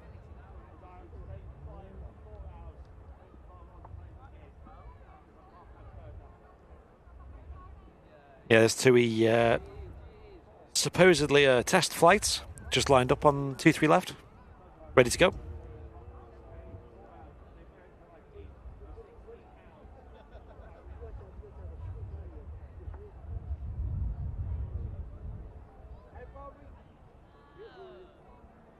Yeah, I think we're going to need to take some measures, surely, Dev, this coming week.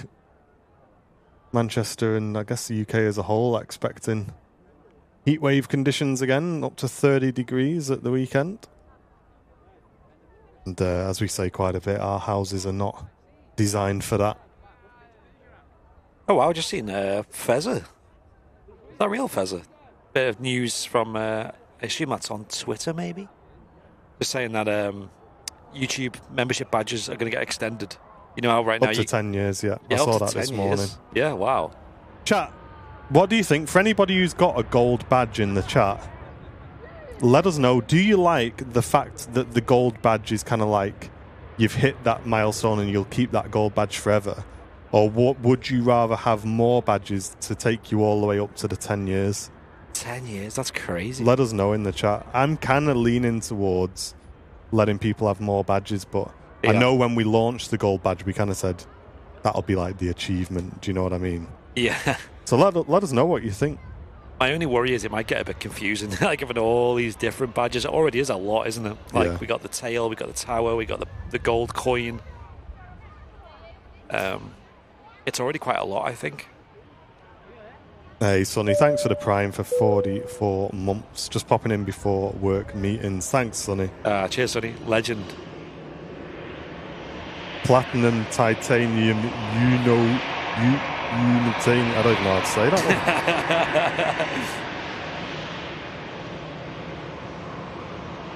one. Yeah, I think it would be cool for those who have been around for a long time to have some kind of cool badge. Yeah.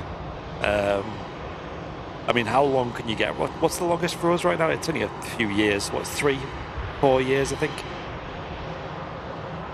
So obviously the 10-year badge is still a long, long way away. We'll have a think then.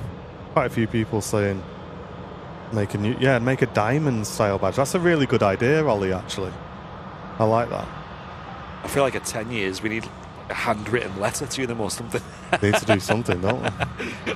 Jubilee. There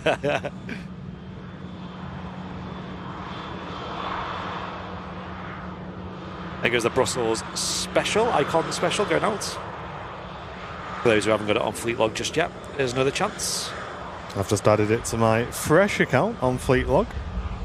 I'm spamming this one. I'm just going to add everything I see on the stream on this. Atomium. Is that how you say that? Atomium? Still don't know what it is, though. I know. Greg just wants to be a Wookiee, he says. Not too far away, Greg. These, this livery, wasn't this one of the ones that got designed by the user competition? I think it was, because this is a new one, isn't it? Yeah. This one was actually community created, I think. And there was a big vote for which one won. And we all had our favourites on the channel, and I think this one was none of our favourites. It's not bad, but there was ones that we wanted. Hey, Ruth, thank you very much for 13 months, over a year now as a VIP, but been a subscriber for much longer. Thank you, Ruth. Yeah, I love seeing long-term subscribers become VIPs. So cool.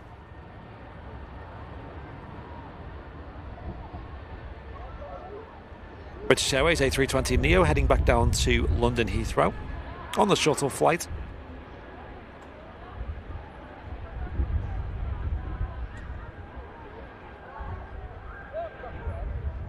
I know they're not officially called shuttle flights anymore, but they still use the call sign. You get the odd comments, well, they're not shuttle flights.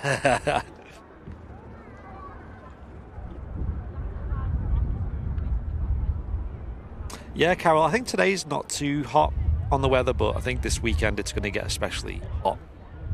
I know you over in the US, I guess 80, 90 degrees Fahrenheit is what we're expecting. closer to 90 probably. And I know that's not crazy for you folks, but for us, we're just not, prepared for that in many ways.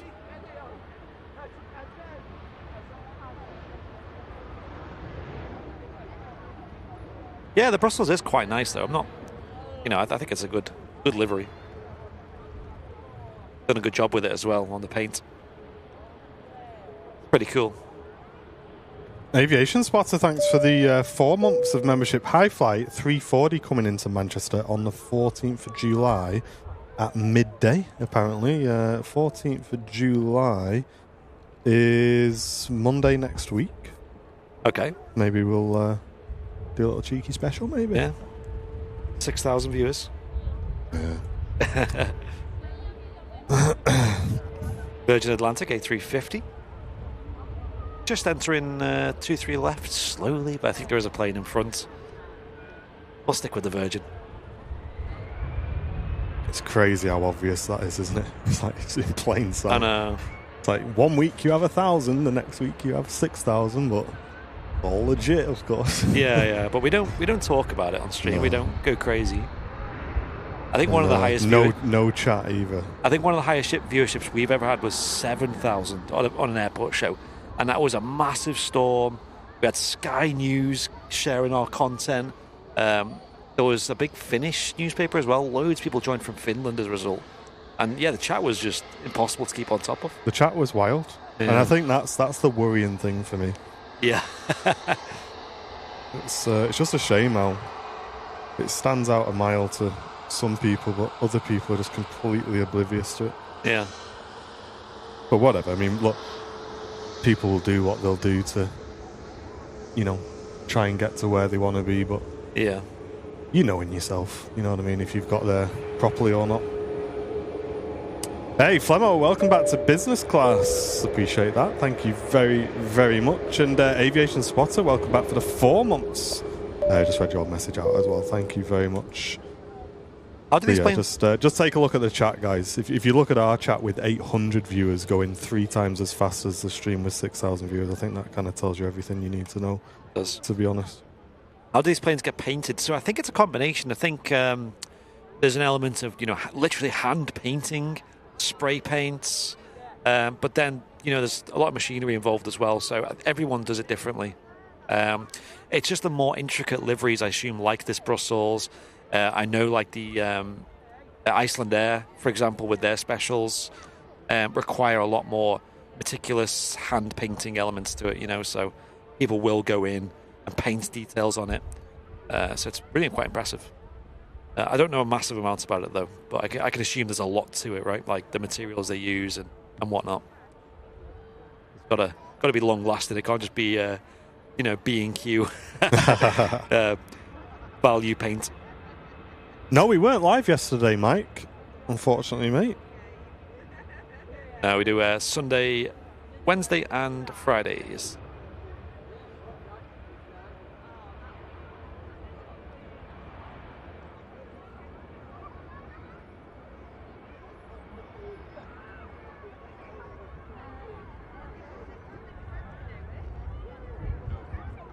There goes the Brussels. Great to see a special livery in at Manchester today. Get that on fleet log and increase that special livery counter as well.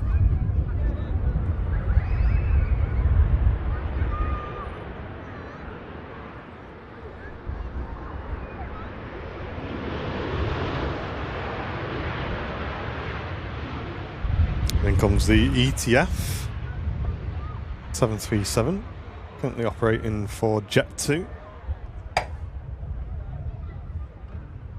And message in from Smithy as well, saying normal time for Friday.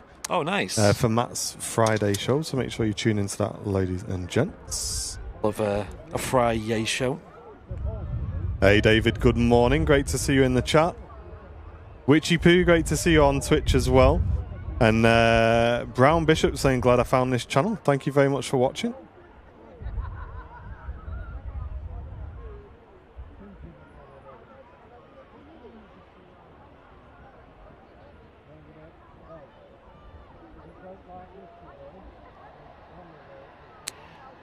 Yeah, I'm glad we do have special liveries on airlines. You know, they make a big difference. I'm sure it's probably not a huge business reason for it, but in terms of a plane spotter, you know, they're great to see. They're a great advert for the airline as well. They sometimes promote certain aspects of the country, like you see the Jinyao Dreamliners, for example. They cast a nice cultural shade on the likes of China, for example, and likewise with Brussels, of course. They're great to see, and a lot of them have stories behind them. Iceland as well, another great one. That Northern Light special is probably one of the best looking specials out there, and it really ensures a lot of a good light, literally, of Iceland. There's no set time, Jane. It's just down to whenever the airline fancies a change, to be honest. But you usually don't see special liveries, you know, being changed too regularly because it costs quite a lot of money to obviously paint up a plane. Yeah.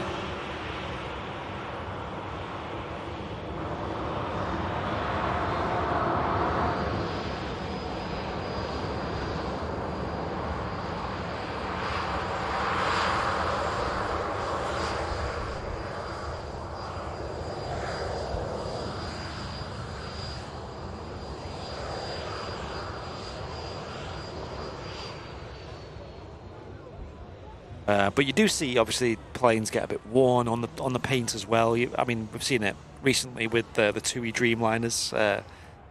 I'm sure they went all the way to the US, wasn't it? Like Fort Worth or something crazy like that, where they flew all the way there to get painted. Because it's a big job, you know, a Dreamliner. Big aircraft, requires a lot of paint.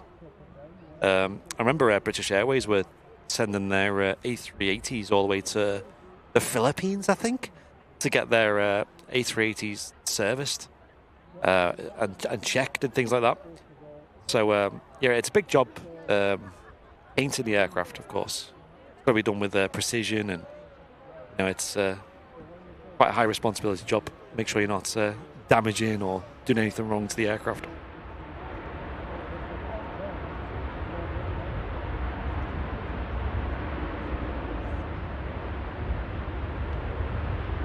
Virgin 7-3 Quebec out to Orlando.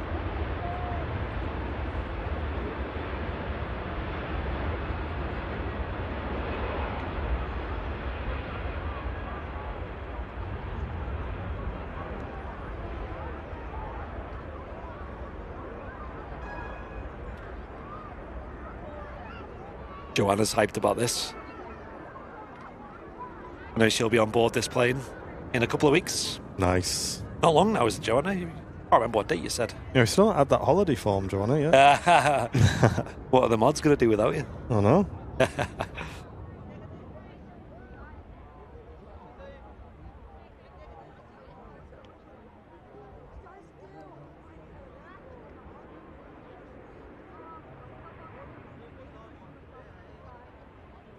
5 weeks on Sunday. Wow. Gonna go fast, that, isn't it? Yes.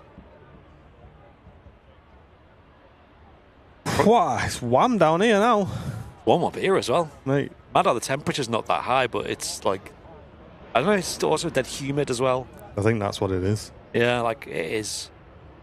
Feels like 10 degrees more than it actually is. Not even joking. Gil's back. He successfully completed the Windows update. Congratulations. Mark yourself safe. And Greg, thank you very much. Gifting an Airliners Live membership going to Buzzer. Thank you very much, Greg. I really appreciate that. That's a great way of supporting the channel if you are enjoying our stream today. And you can also support us on our Ko-fi page where we get 100% of your donation. Nightbot will put a link into the chat if you'd like to support us on there.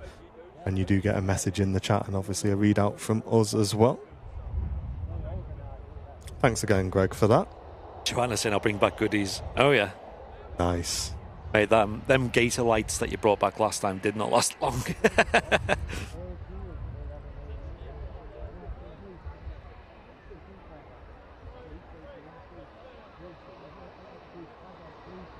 Minion saying my friend should be heading out on one of the KLM 21s in the next 30 minutes from T2. Nice, yeah, we'll be able to catch that for you as well. Gary, good morning, good to see you. How are you doing?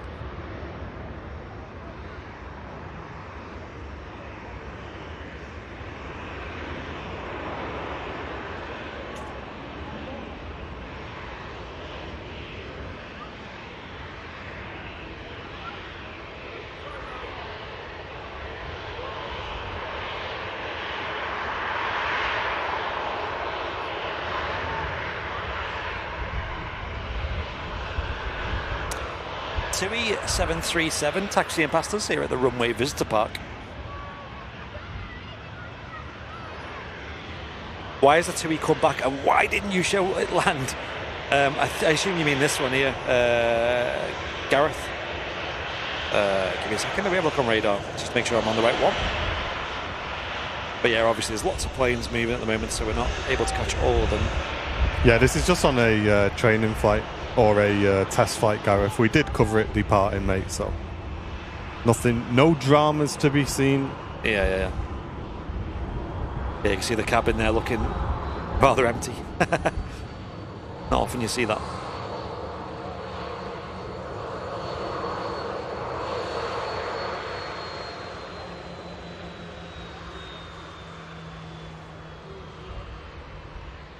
Nice, Janet.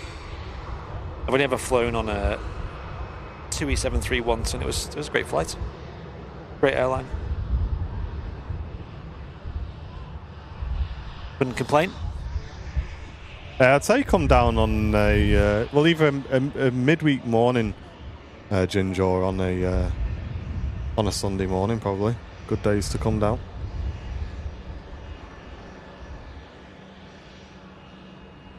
Logan just arrived in from Newquay, following that TUI in.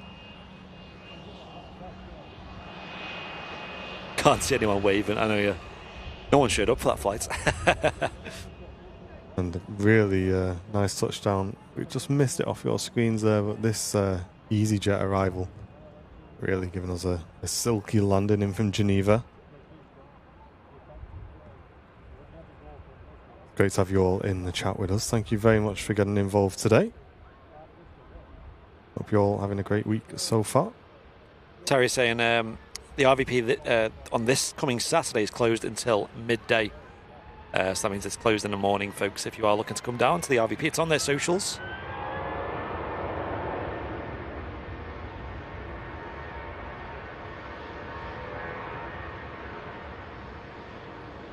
Great sound there from the Lufthansa A321.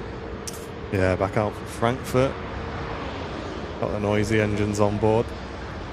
Love it. Oh, nice, Andrew. In a couple of weeks, you're heading out to Toronto on the Air Transat 330. I bet you're glad you've got the 30 and not the 21 Neo. Yeah, that'd be cool. Yeah, we've got him, Shirley Dev. Thank you. Yeah, we only do Manchester Crosswind. It's where we do best in terms of viewers.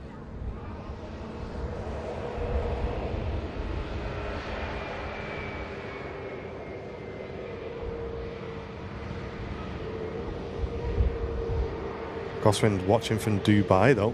Wow. Great to have you with us. Not as many A380s here, I'm afraid. We only get 3. 3 per day. We hope that may improve in the future, but that's yet to be seen. Yeah. But for anyone who's new to the channel, we'd love to welcome you into the chat. My name's Martin. We've got Andy upstairs there on the camera, and you guys can get involved in the chat. You just have to be a subscriber. I don't even think it's very long. And then say hello and get involved. We'd love to welcome you in. We've got an awesome community here on the channel. And this, believe it or not, is our full-time jobs as well. Entertaining you guys, hopefully.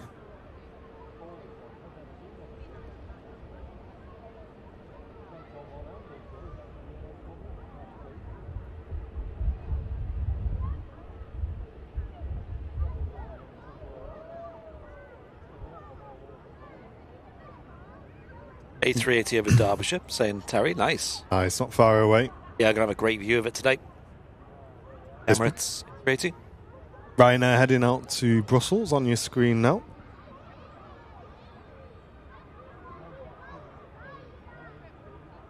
Oh, you caught up now, Kev. Yeah, you might have been a little bit behind the stream there, pal. Good to see you. Hope you're doing well. And I did complete my challenge today, little and large, see an A380 and an A320, which is quite easily done here at Manchester Airport. Nice. On my fresh account today, I've got Queen of the Skies, which is definitely going to be a bit too difficult for us, unless we get lucky with one going over the top. Any A350, which we've completed already, and a pair of Wookiees, which may be completed.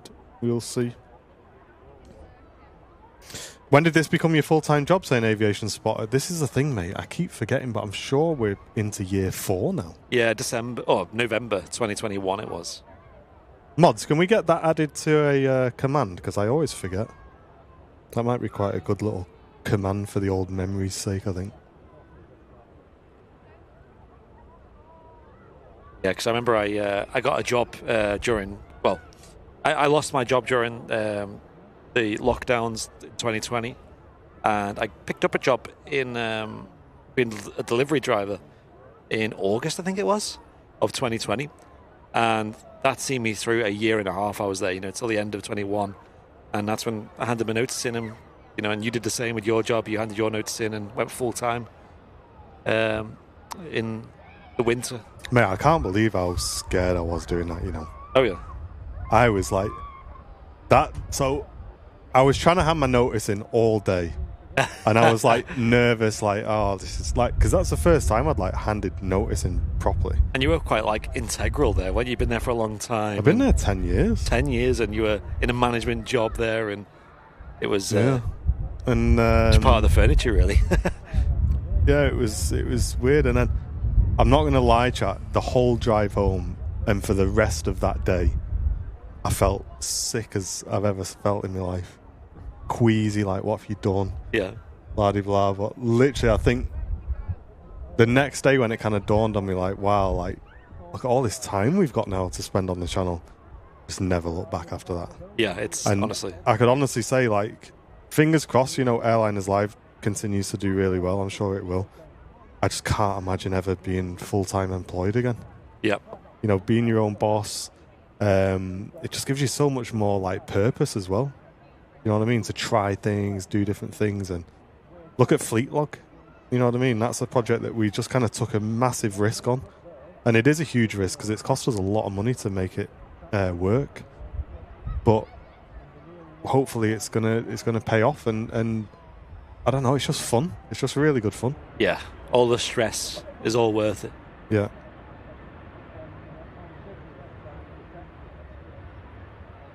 She's not doing too bad, thank you, Malcolm. I was saying on Sunday's show, she doesn't know anything's wrong, and I think that's the hardest thing for us. Is she doesn't know that she shouldn't be running on a leg. So when we try and stop her running, she just gets really irritated by it. So I think it's kind of, in some ways, it's harder for us than I think it is for her. Because if we let her, she'd just run all day. But I did take Chat's advice, and we did get a little buggy for her, and we did put a picture on the old Facebook. I'll show you guys for yous who haven't seen it, and she's took to it really, really well.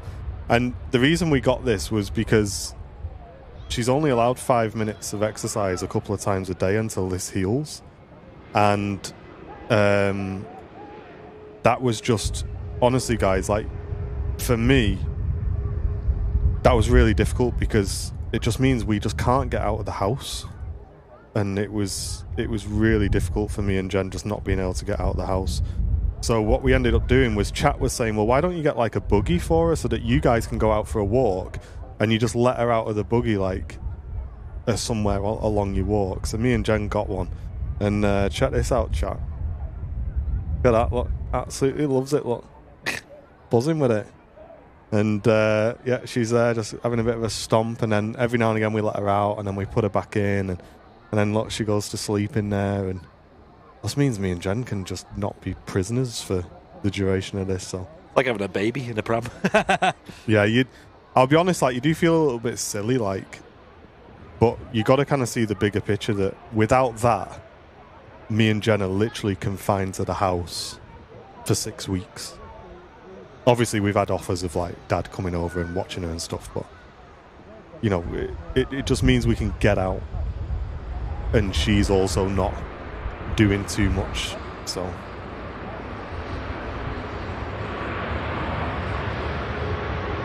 Hey, Andrew, thanks for the 54 months of support. Thank you very, very much. Good morning to you. Welcome in.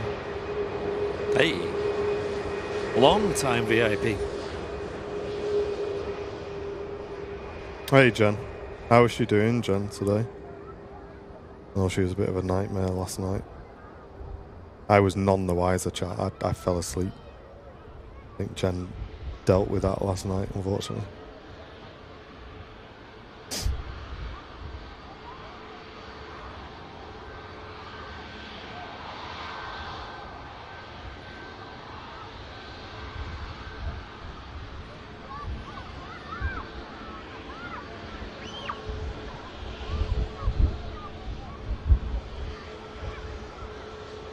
Oh, I didn't even know there was going to be an Amazon show, Graham. Ah. What are they going to talk about? The players that they've not bought in the transfer window. Mate, I'm not going to stay on football, but they better get the backsides in gear. I cannot believe we've come to the pre-season with 2 new players. And they need a lot more than that. Like, we don't have a striker. We've still got the same goalkeeper. Like, That'd be a tough season for them. Like, they're just setting Amorim up to fail. You Why? cannot have a manager like that and you buy him one player like that you actually wanted. Yeah. And then go on, mate, sort it out. Like, he's going to get the sack because the fans are just not going to stick with him because... And it's not his fault. It really annoys me. It's not his fault. The club just haven't backed him at all. Ollie asking, why is there a dog emote? That's Darcy, that. I know Andy put that in as like a little surprise. I'm buzzing with that. A little sniper. She's been scared by the mower next door, but she's flat out now. Okay, good. She got angry because she couldn't chase the pigeon. Yeah, this is kind of what we're dealing with at the minute. Yeah. Why won't you let me do what I want?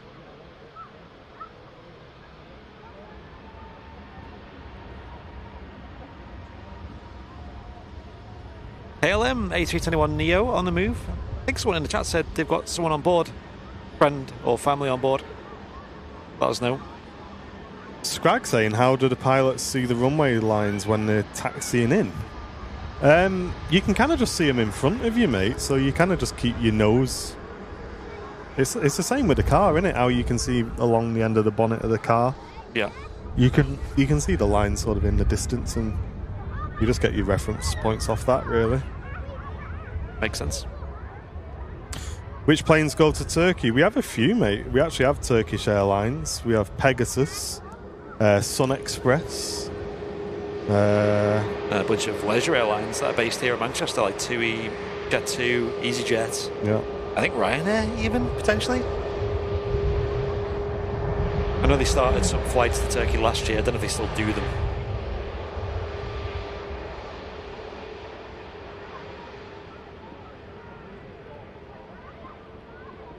There's even like Freebird, Corendon as well. Like, there's so many. That's a big plane up there, isn't it, chap? What is that? Got quite a few engines.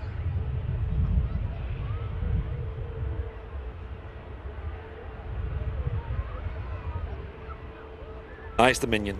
Hope you have a great flight. Nice leisurely flight over to Amsterdam.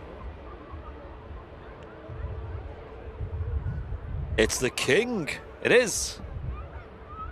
Here we go. Emirates Airbus A380. Chap watching from Dubai will relate to this one, I'm sure. Oh, not another A380. Boring. See them all the time. Track number 3 on Flight Radar 24. No way. That's cool, isn't it, Jan?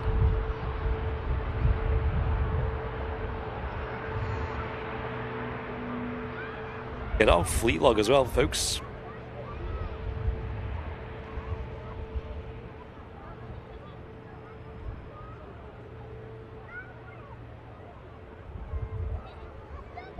You have quite a big plane photo bombing with this arrival. We'll stick with it though.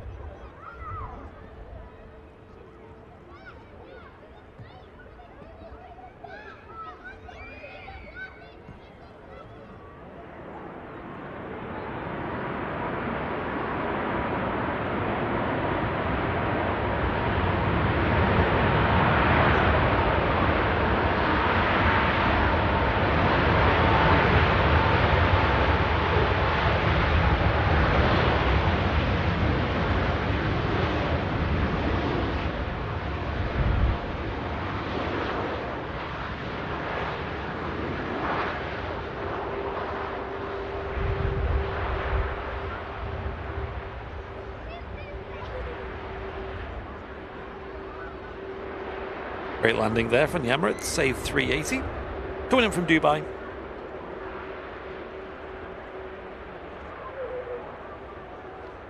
Yeah, the Cathay Pacific will be taking off soon as well, heading off to Hong Kong, the Airbus A350.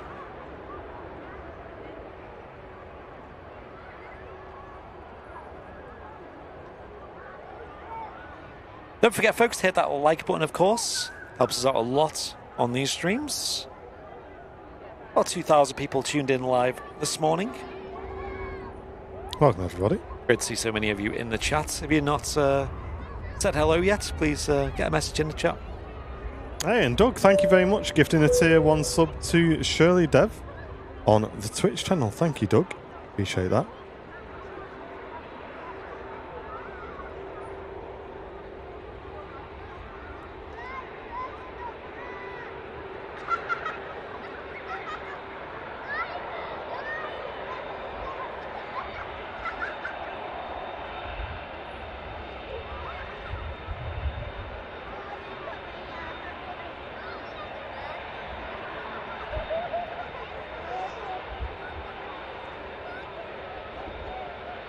Lord Pinger in the chat. Yo, yo, yo.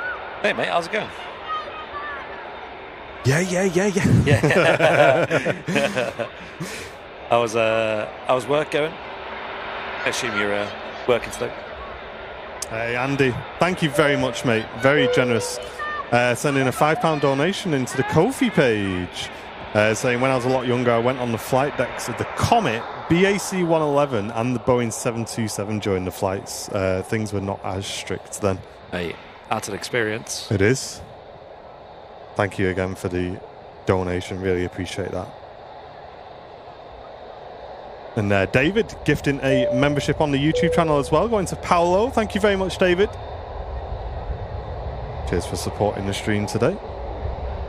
Tell you what, these two planes are photobombing each other here. We've got the Cathay Pacific about to roll. And this time it's the Emirates A380 that's going to get in the way.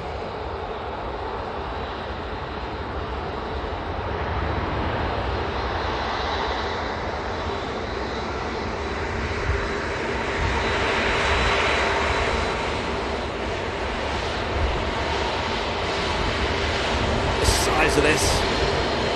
Wow.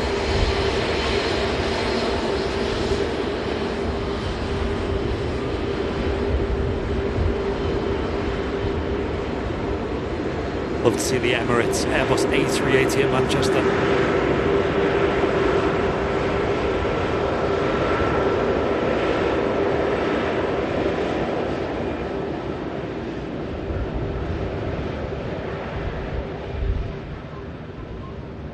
Wow. I really ping you. That sounds like a lot of work.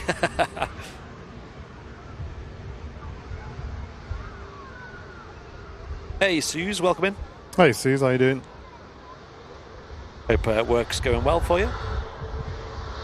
Or if you're on a day off. Whatever's going on.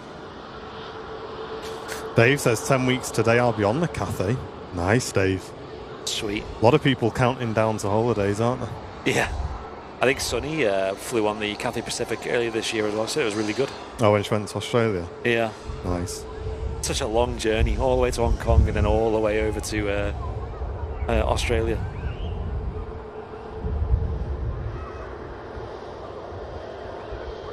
I have one from Kidsgrove Care Solutions. Well, it's on a day trip at the RVP, just eating lunch and watching planes. Yo, Zoe. Hey, welcome in. Have a great time with the kids there. I was in there, Kidsgrove, not too long ago. There was an aquarium there. That's the one in Staffordshire, isn't it? Near Stoke.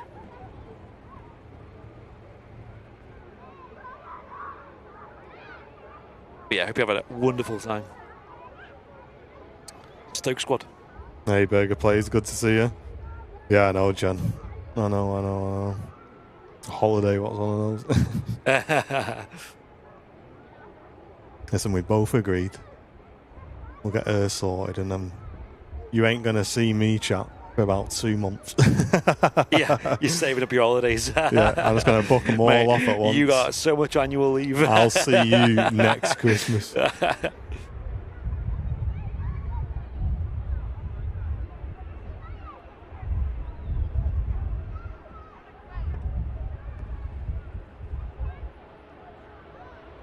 Turkish Airlines arriving in from Istanbul.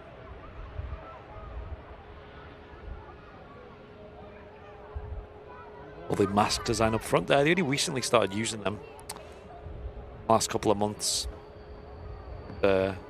Makes a nice visual improvement to the aircraft.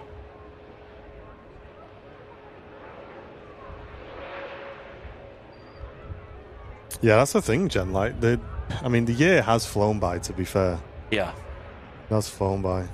I think for us, like on Airliners Live as well, we've not really had the chance to have like a break. No, Especially with Fleet Log as well. And you know, we're at the finish line now, somewhat. You know, the home straight, but there's still a bit of work to do, and it's hard to switch off. You know, as a result.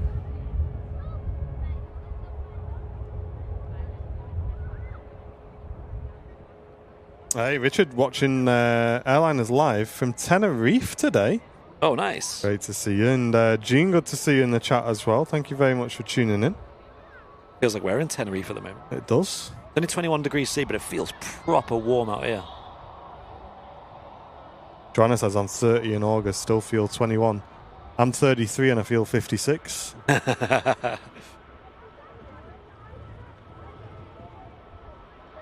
EasyJet in from Pisa next. Singapore Airlines A350s also heading back out.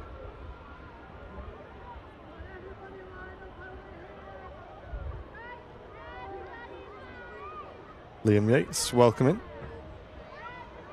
Yes, Arch Rivals, it's our full-time job, yeah. Not just for myself, but Andy as well upstairs. Stand by, chat. Just BRB for a second.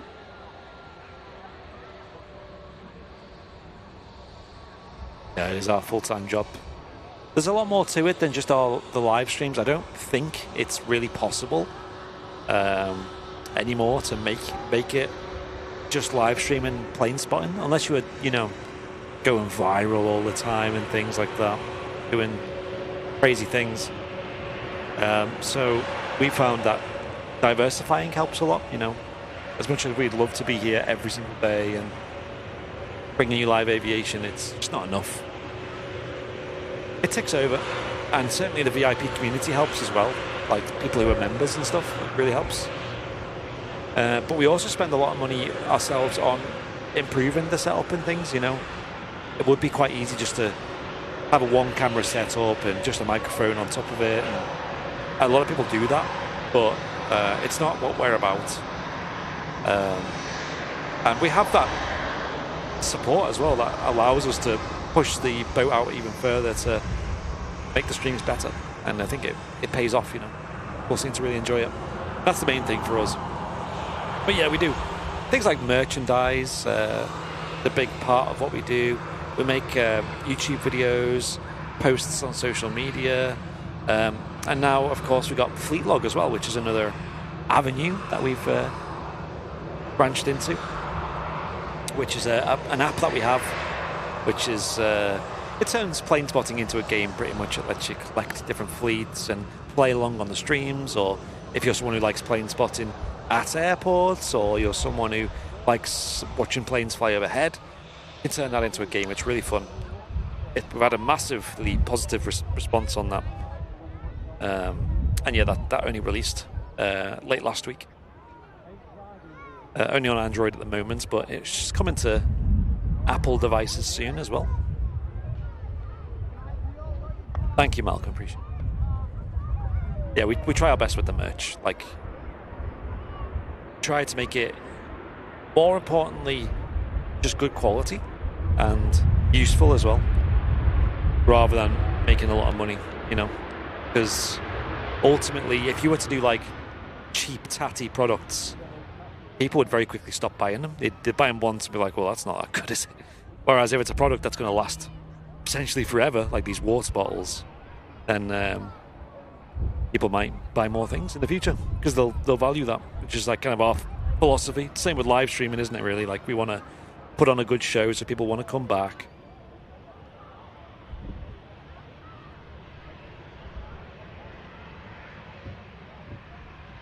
I've seen an increase in the streams which have poor quality and they just shove a mic and record basically beg people to join. Yeah, Arch, I think, well, that's what I'm saying. I think it depends on what your expectations are as well. You know, if a lot of people do the live streaming thing because it's a hobby, like it is for us, to be honest. But I think if you were to make it a full-time job, for example, you've got to do something else. You've got to push yourself a bit more. And it becomes a bit of a conflict because then it becomes about the money more because it's your job. And obviously if you want to do this, you know, on the side around your day job and stuff, that's great, you know, power to you. But if you're like us and you want to make it a living, then you've got to have ways of doing that. You've got to have a plan, you've got to have, you know, and it becomes a business in the sense that, you know, you might have employees, you've got to deal with your taxes and things, bookkeeping. Taxes, yeah. There's a lot of work that goes in behind that we didn't. Well, we did know it was there, but we didn't realise how much time it would take up, all the admin side of it. Mate, the UK tax system is just so complicated as well. Yes. I'm like, this is a bit conspiracy theorist chat. So just take this with a pinch of salt. But sometimes I do feel like, do they make it this complicated to try and catch people out, like, oh yeah, so that they can fine you? You know what I mean? Yeah. Because the other mad thing is that I didn't know this until starting a business, right? Okay. But so, you know what? Let me get the Singapore out. I'll tell you. I don't want to talk over it. Oh yeah. Going down the rabbit hole now.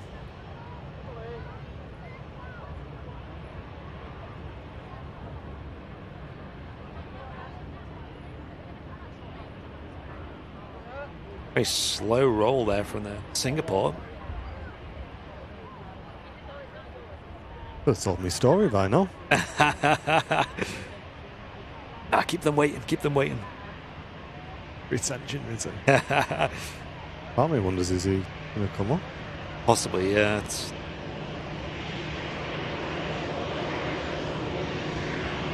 What's going on here? That's going way too slow to be taking off. T1. Well, unless been told to move forwards, maybe.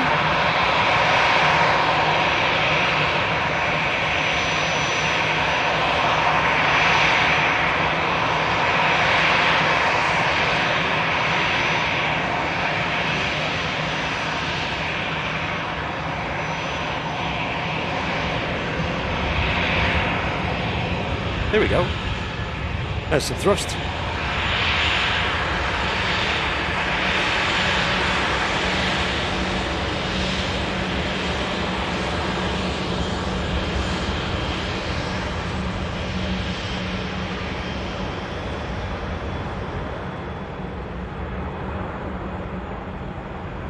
That was a strange one, that. It was, wasn't it? Yeah, John Shields, it's that's one of the main things about Airliners Live, really, is just getting the community involved. And it is a big community channel, and we like to make sure me and Andy are right at the front of that. And Matt as well, to be fair. You know, Matt's a massive part of the channel these days. But yeah, what I was saying was, one thing I didn't realise when we started the company, which still to this day makes me a little bit nervous, to be honest, is that, like, so, you know, let's say, for example, me and Jem wanted to do an extension on the house, right? Yep. You'd call in a specialist builder or whoever you needed. They'd do the work, and if it fell down, it's the builder's fault, isn't it? Okay. Yet, with running a business, me and Andy obviously employ an accountant because it's too much for us to do, and we also have a sort of specialist who deals with all our tax and everything like that. But if they do something wrong and we inadvertently don't pay enough tax, yeah, that's me and Andy's fault. We're culpable for that. And I'm like, well, hold on, why is accountancy the only trade in the world that isn't directly responsible if they make a mistake?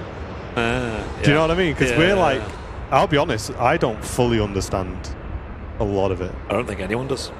And you are kind of like trusting, you know, and this is, we have great people helping us, don't get me wrong. Like, yeah, really good. I've got every faith in them, but it is mad how like How much trust you have to put. you have to put a lot of trust in. And also, if we were to try and understand all this, I don't think I'd be able to. I'll be honest. It's so complicated. It's complicated, yeah. Yeah, we're quite fortunate, aren't we, with the setup that we have? Yeah, very.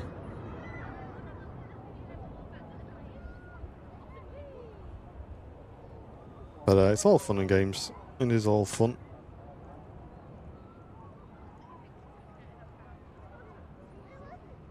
Yeah, it's definitely been a learning experience for sure. You know, whole running a limited business as well. Yeah, good fun though.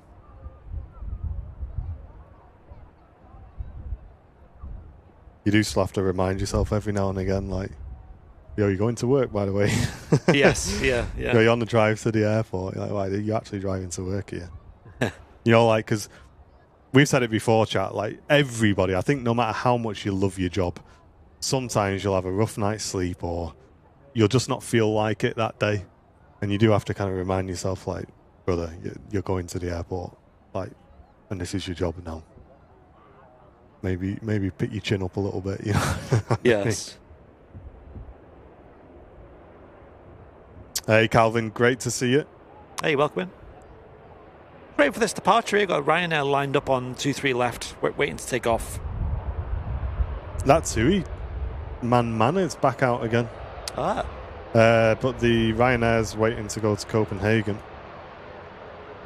Aer Lingus ATR just arrived in from Dublin as well. About to get loud here at the RVP for a second.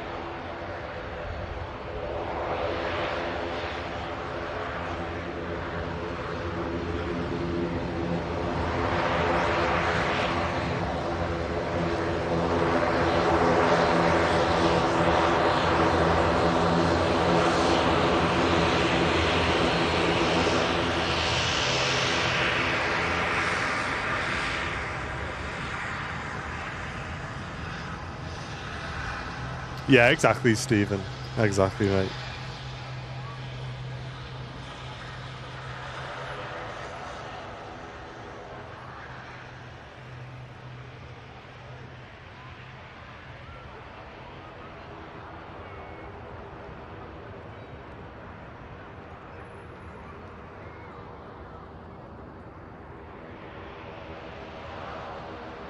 A lot of planes taxiing out, ready to go to 2-3 left.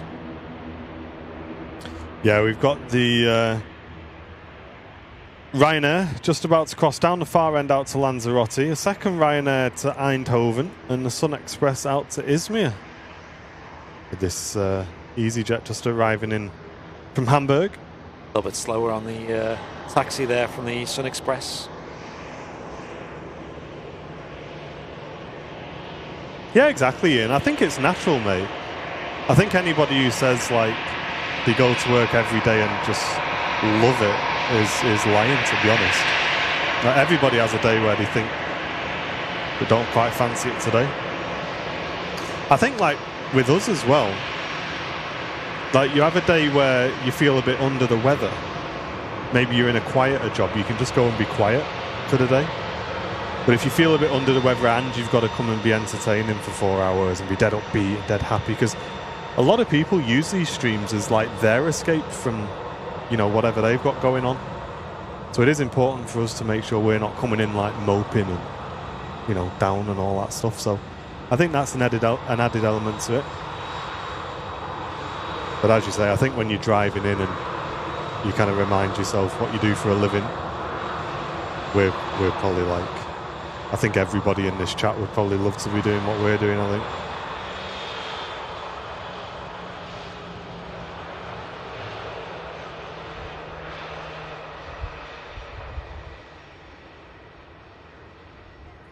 Yeah, we do watch other streams. Yeah, Arch. I spend a lot of time watching Twitch, mostly. I was watching Tim the Tapman last night. Oh, nice. He's proper DJing at the minute. He's just opening pure CSGO cases. Oh. But it is good to watch. I know, I used to watch loads of Twitch back in the day. Hours and hours every day. And likewise, you know, watching them streams and stuff did help me through tough times in life, you know, like having a little community online and stuff and bit of entertainment. Mate, when I went on that bender a couple of years ago, and my mental health just literally bombed out. Yeah.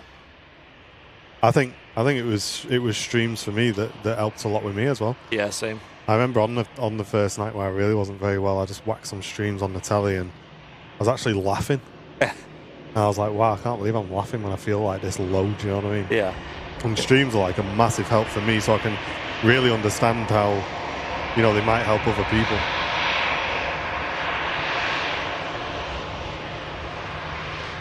Yeah, I used to watch a lot of, Lyric, I think he was called. Do you remember him? He was quite one of the bigger ones on Twitch back in the day. And probably still going, to be fair. Watching all, like, role-play stuff he was doing. I used to be really into RP, I must admit. I fell off that quite a bit recently.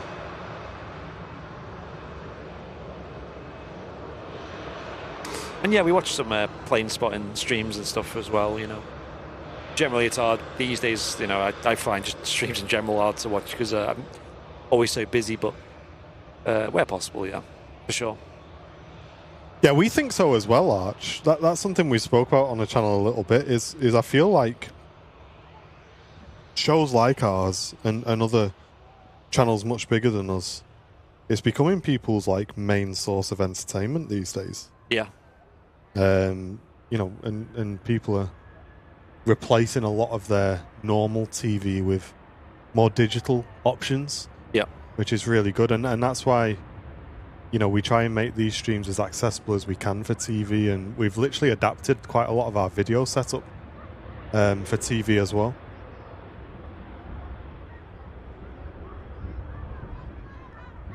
Yeah, we literally don't even have a TV in our house. We have a TV, but it's only got YouTube on it and Netflix, and that's it. I think TV's somewhat dying, and whenever I go to my mum's or whatever, she's got Sky TV, and you're looking through the regular channels, and there's never anything on that appeals to me. Mm. A lot of like daytime stuff, but I don't know. Whereas, yeah, you can go on YouTube, and very quickly you can find things that are super up your street, and maybe even live as well.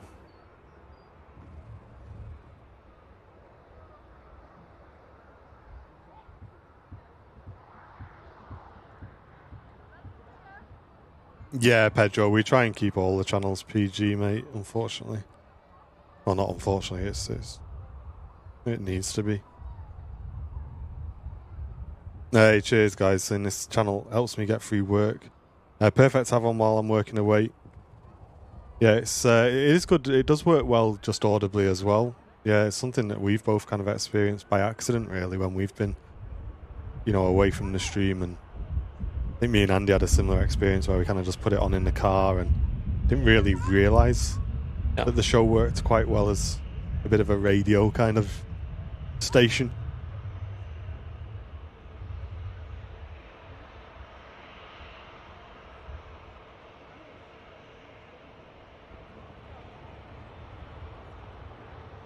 Austrian arriving in from Vienna, next to land. Those clouds are just quite nicely took the edge off that heat. Yeah. Yeah, it's nice. Soothing. Martin Saxon saying it can be, it works great for us home workers when it can be quite a lonely place. I can imagine, mate. I can imagine. I don't think I would be able to work from home all day, every day. I mean, me and Andy have spoke about this like quite a few times that, we are very fortunate that we've got a really nice office and it's in a really cool place. And look, we're honest enough to say that it's definitely an extravagance. We could probably do everything we need to do from home and save that money. But for me, and I think for Andy as well, like just coming to work and having a place to go to work and getting out of the house is just so valuable. It's worth every penny, I think, having that office. And I think I'm definitely of the sort of people we would struggle like not going out of the house. Same. Which is weird because some people, that's a dream, I can kind of get that. Jen's really good. Like she gets so much more done working from home. But she does have a couple of days a week in the office. I think that is still really valuable for her. Like, Virgin Atlantic A350 on the taxi out. Number 2 of the show today. Physics on Twitch saying, watching these streams makes me want to fly the world. I've only flown through 2 airports in the UK. I'd definitely love to visit some more. Which airports have you come to, Physics? I hope Manchester's on that list, mate. Just getting it on fleet log. Yeah, I'm spamming fleet log today, me. Nice pictures on the system as well. A lot of new photographers getting on board as well in the last couple of days. If you are on fleet log, make sure you get involved on the Discord as well. There'll be Nightbot links in the chat.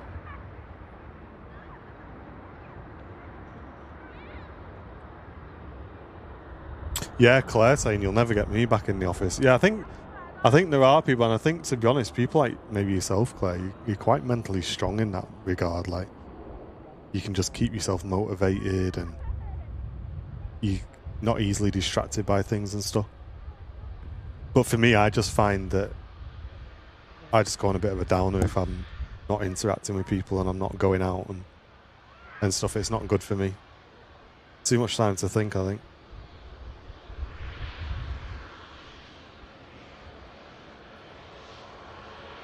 Sun Express just taxiing in here as well. Beautiful shot there. The aircraft arriving in from Antalya, the A350. Heading out to Edinburgh behind, repositioning flight.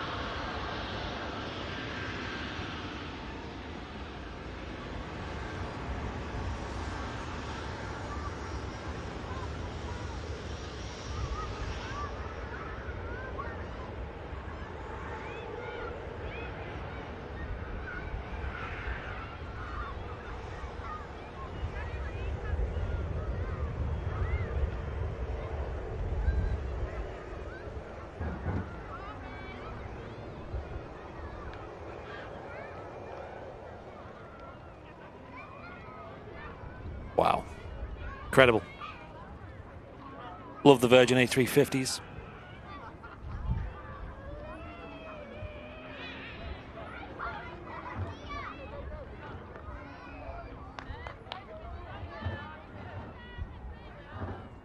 Oh, it's our streams that distract you there, Claire.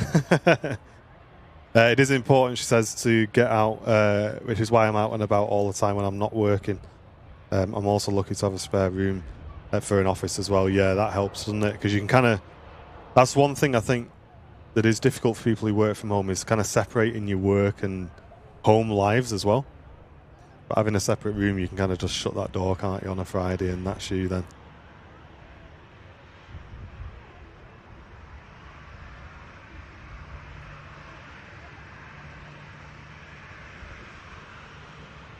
That's strange, isn't it, Rob? The work I used to do, our calls were quality checked. Oh, God.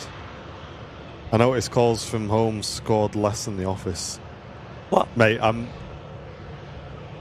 that sounds like my idea of hell, I'm not going to lie. Yes. People quality checking your calls. Oh, dear, dear.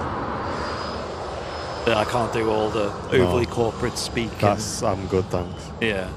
It's like with the fleet log, isn't it? We've had a lot of inquiries and stuff, and we're just dead straight to the point. It's just like, yep, do this, do that. Like, rather than corporate waffle of overly customer servicey stuff. And as a customer, sometimes you just want to hear the answer, don't you? You just go like, hey, I've got this. How do I fix it?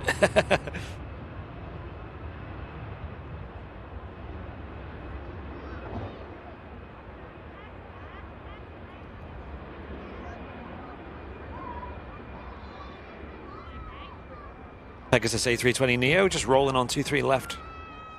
About to rotate. Oh, Joanna.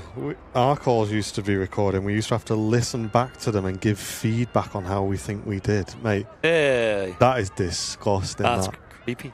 That, for me, I just could not work in a place like that. Yeah, that's a lot. I have no experience, but I don't feel like that would be the best way of getting your employees to work hard.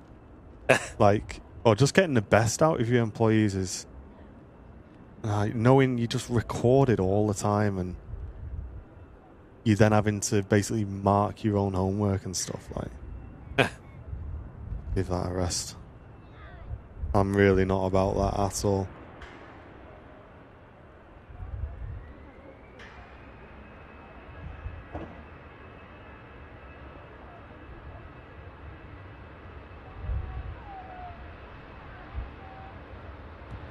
I think that kind of encourages people to take like the human side out of customer service as well. I feel like, you know, like you must say this and you must do this and you must do that. It's like just let people be themselves, and naturally the people who are good at that will shine. You know what I mean? Yeah, it's like you're talking to a human, like you said. It's exactly like you will get the best customer service from people if they're human. Do you know what I mean? Yeah, I've always said I wouldn't mind working in somewhere like a cafe or a coffee shop. You know, you can like have a nice chat and stuff. But I wonder if some of the more mainstream ones have like ways that you talk to people. You know what I mean? Like, and you wouldn't like that. It'd sound fun.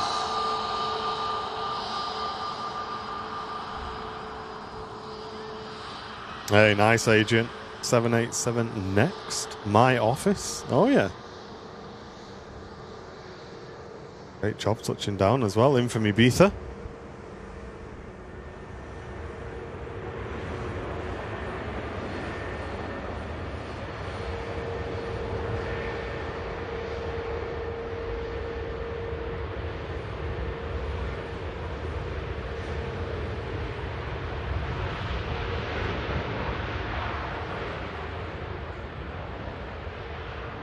Well, it's a great landing. Yeah, it's definitely a step too far, Graham.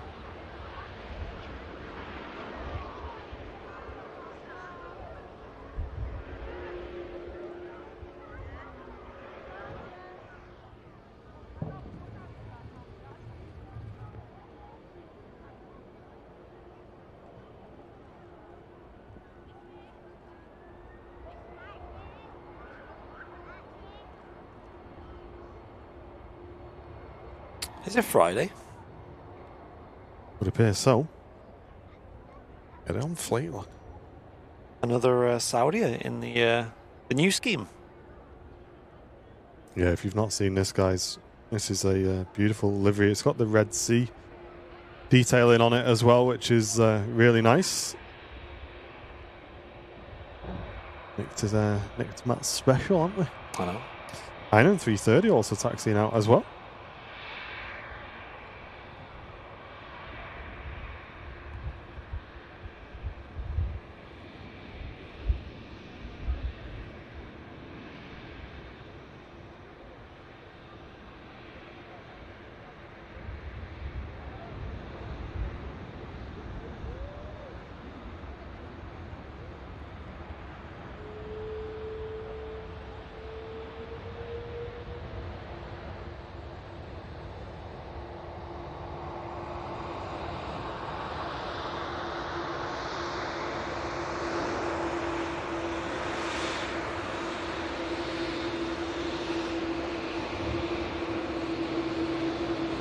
Dreamliners everywhere.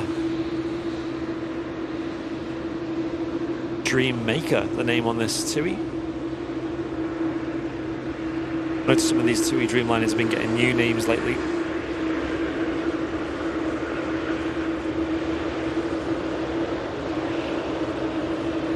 I'm sure Myri would know all about that in the chat. Got a spreadsheet going, haven't she?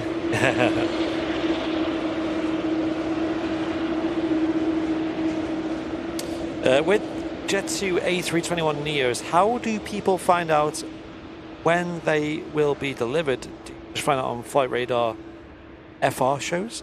Yeah, there's just various sources you can use. Ringway Reports is a good source that we use, which is an account on Instagram, and they post some like special movements.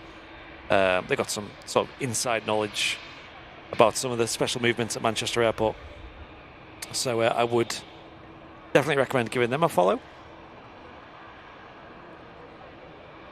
Up to 7 now, saying Myri. Wow, that's a lot of Dreamliners. It's been a great stream, hasn't it? Yes. Some nice movements today. And an A330. Next to depart.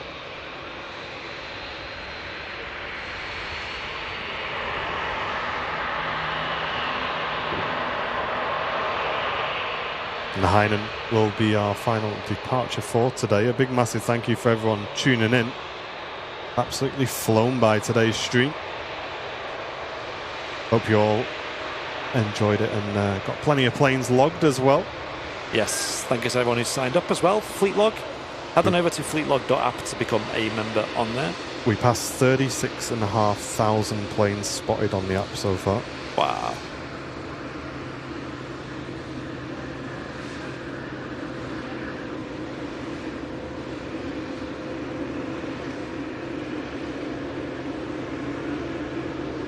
Huge thanks to the mods, of course, as well. And thank you for today.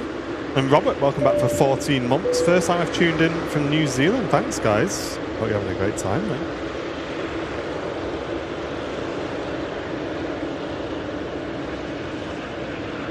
Love this new Scoudia scheme. Absolutely beautiful. I don't think they have many in this scheme, though. They only have a handful painted.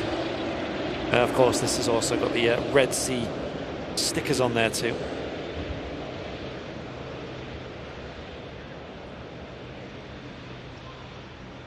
And the Hainan now lining up for Beijing. Don't forget, folks, Matt will be live on Friday at the normal time, about 10 a.m. So make sure you tune in for that. And we'll be back live with you on Sunday, of course, as well. So you can get involved in the sponsored stream on Sunday, where we may be joined by Fez as well. Oh, that'd be good.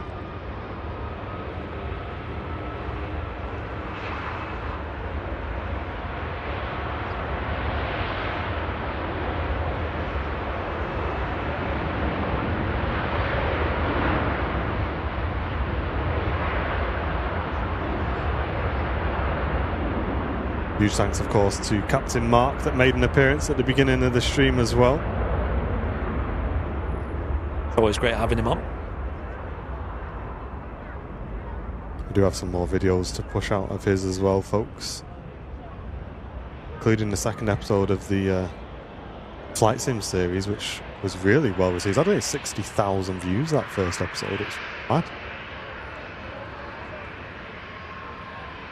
Some more of those coming. Thanks, Malcolm. Glad you enjoyed the stream. And thanks to everyone who has tuned in today. Well done to Brownie, of course, up on the camera. Thank you. And thanks to everyone at home for watching as well. We hope you enjoyed the stream. Back to the office for us on the old fleet log jobs, I think. But thanks to everyone who signed up to that as well. It's numbers that we did not expect in the slightest. And great to have you all with us today as well. Don't forget, Matt's live on Friday. We're back with you on Sunday. But for myself, Martin, and Tom and Anne just gifting a membership right at the end of the stream. Thanks, guys. And Brownie upstairs as well. Thank you very much for tuning in. We've been Airliners Live. We'll see you on the next one. Take it easy. Ta-ra for now.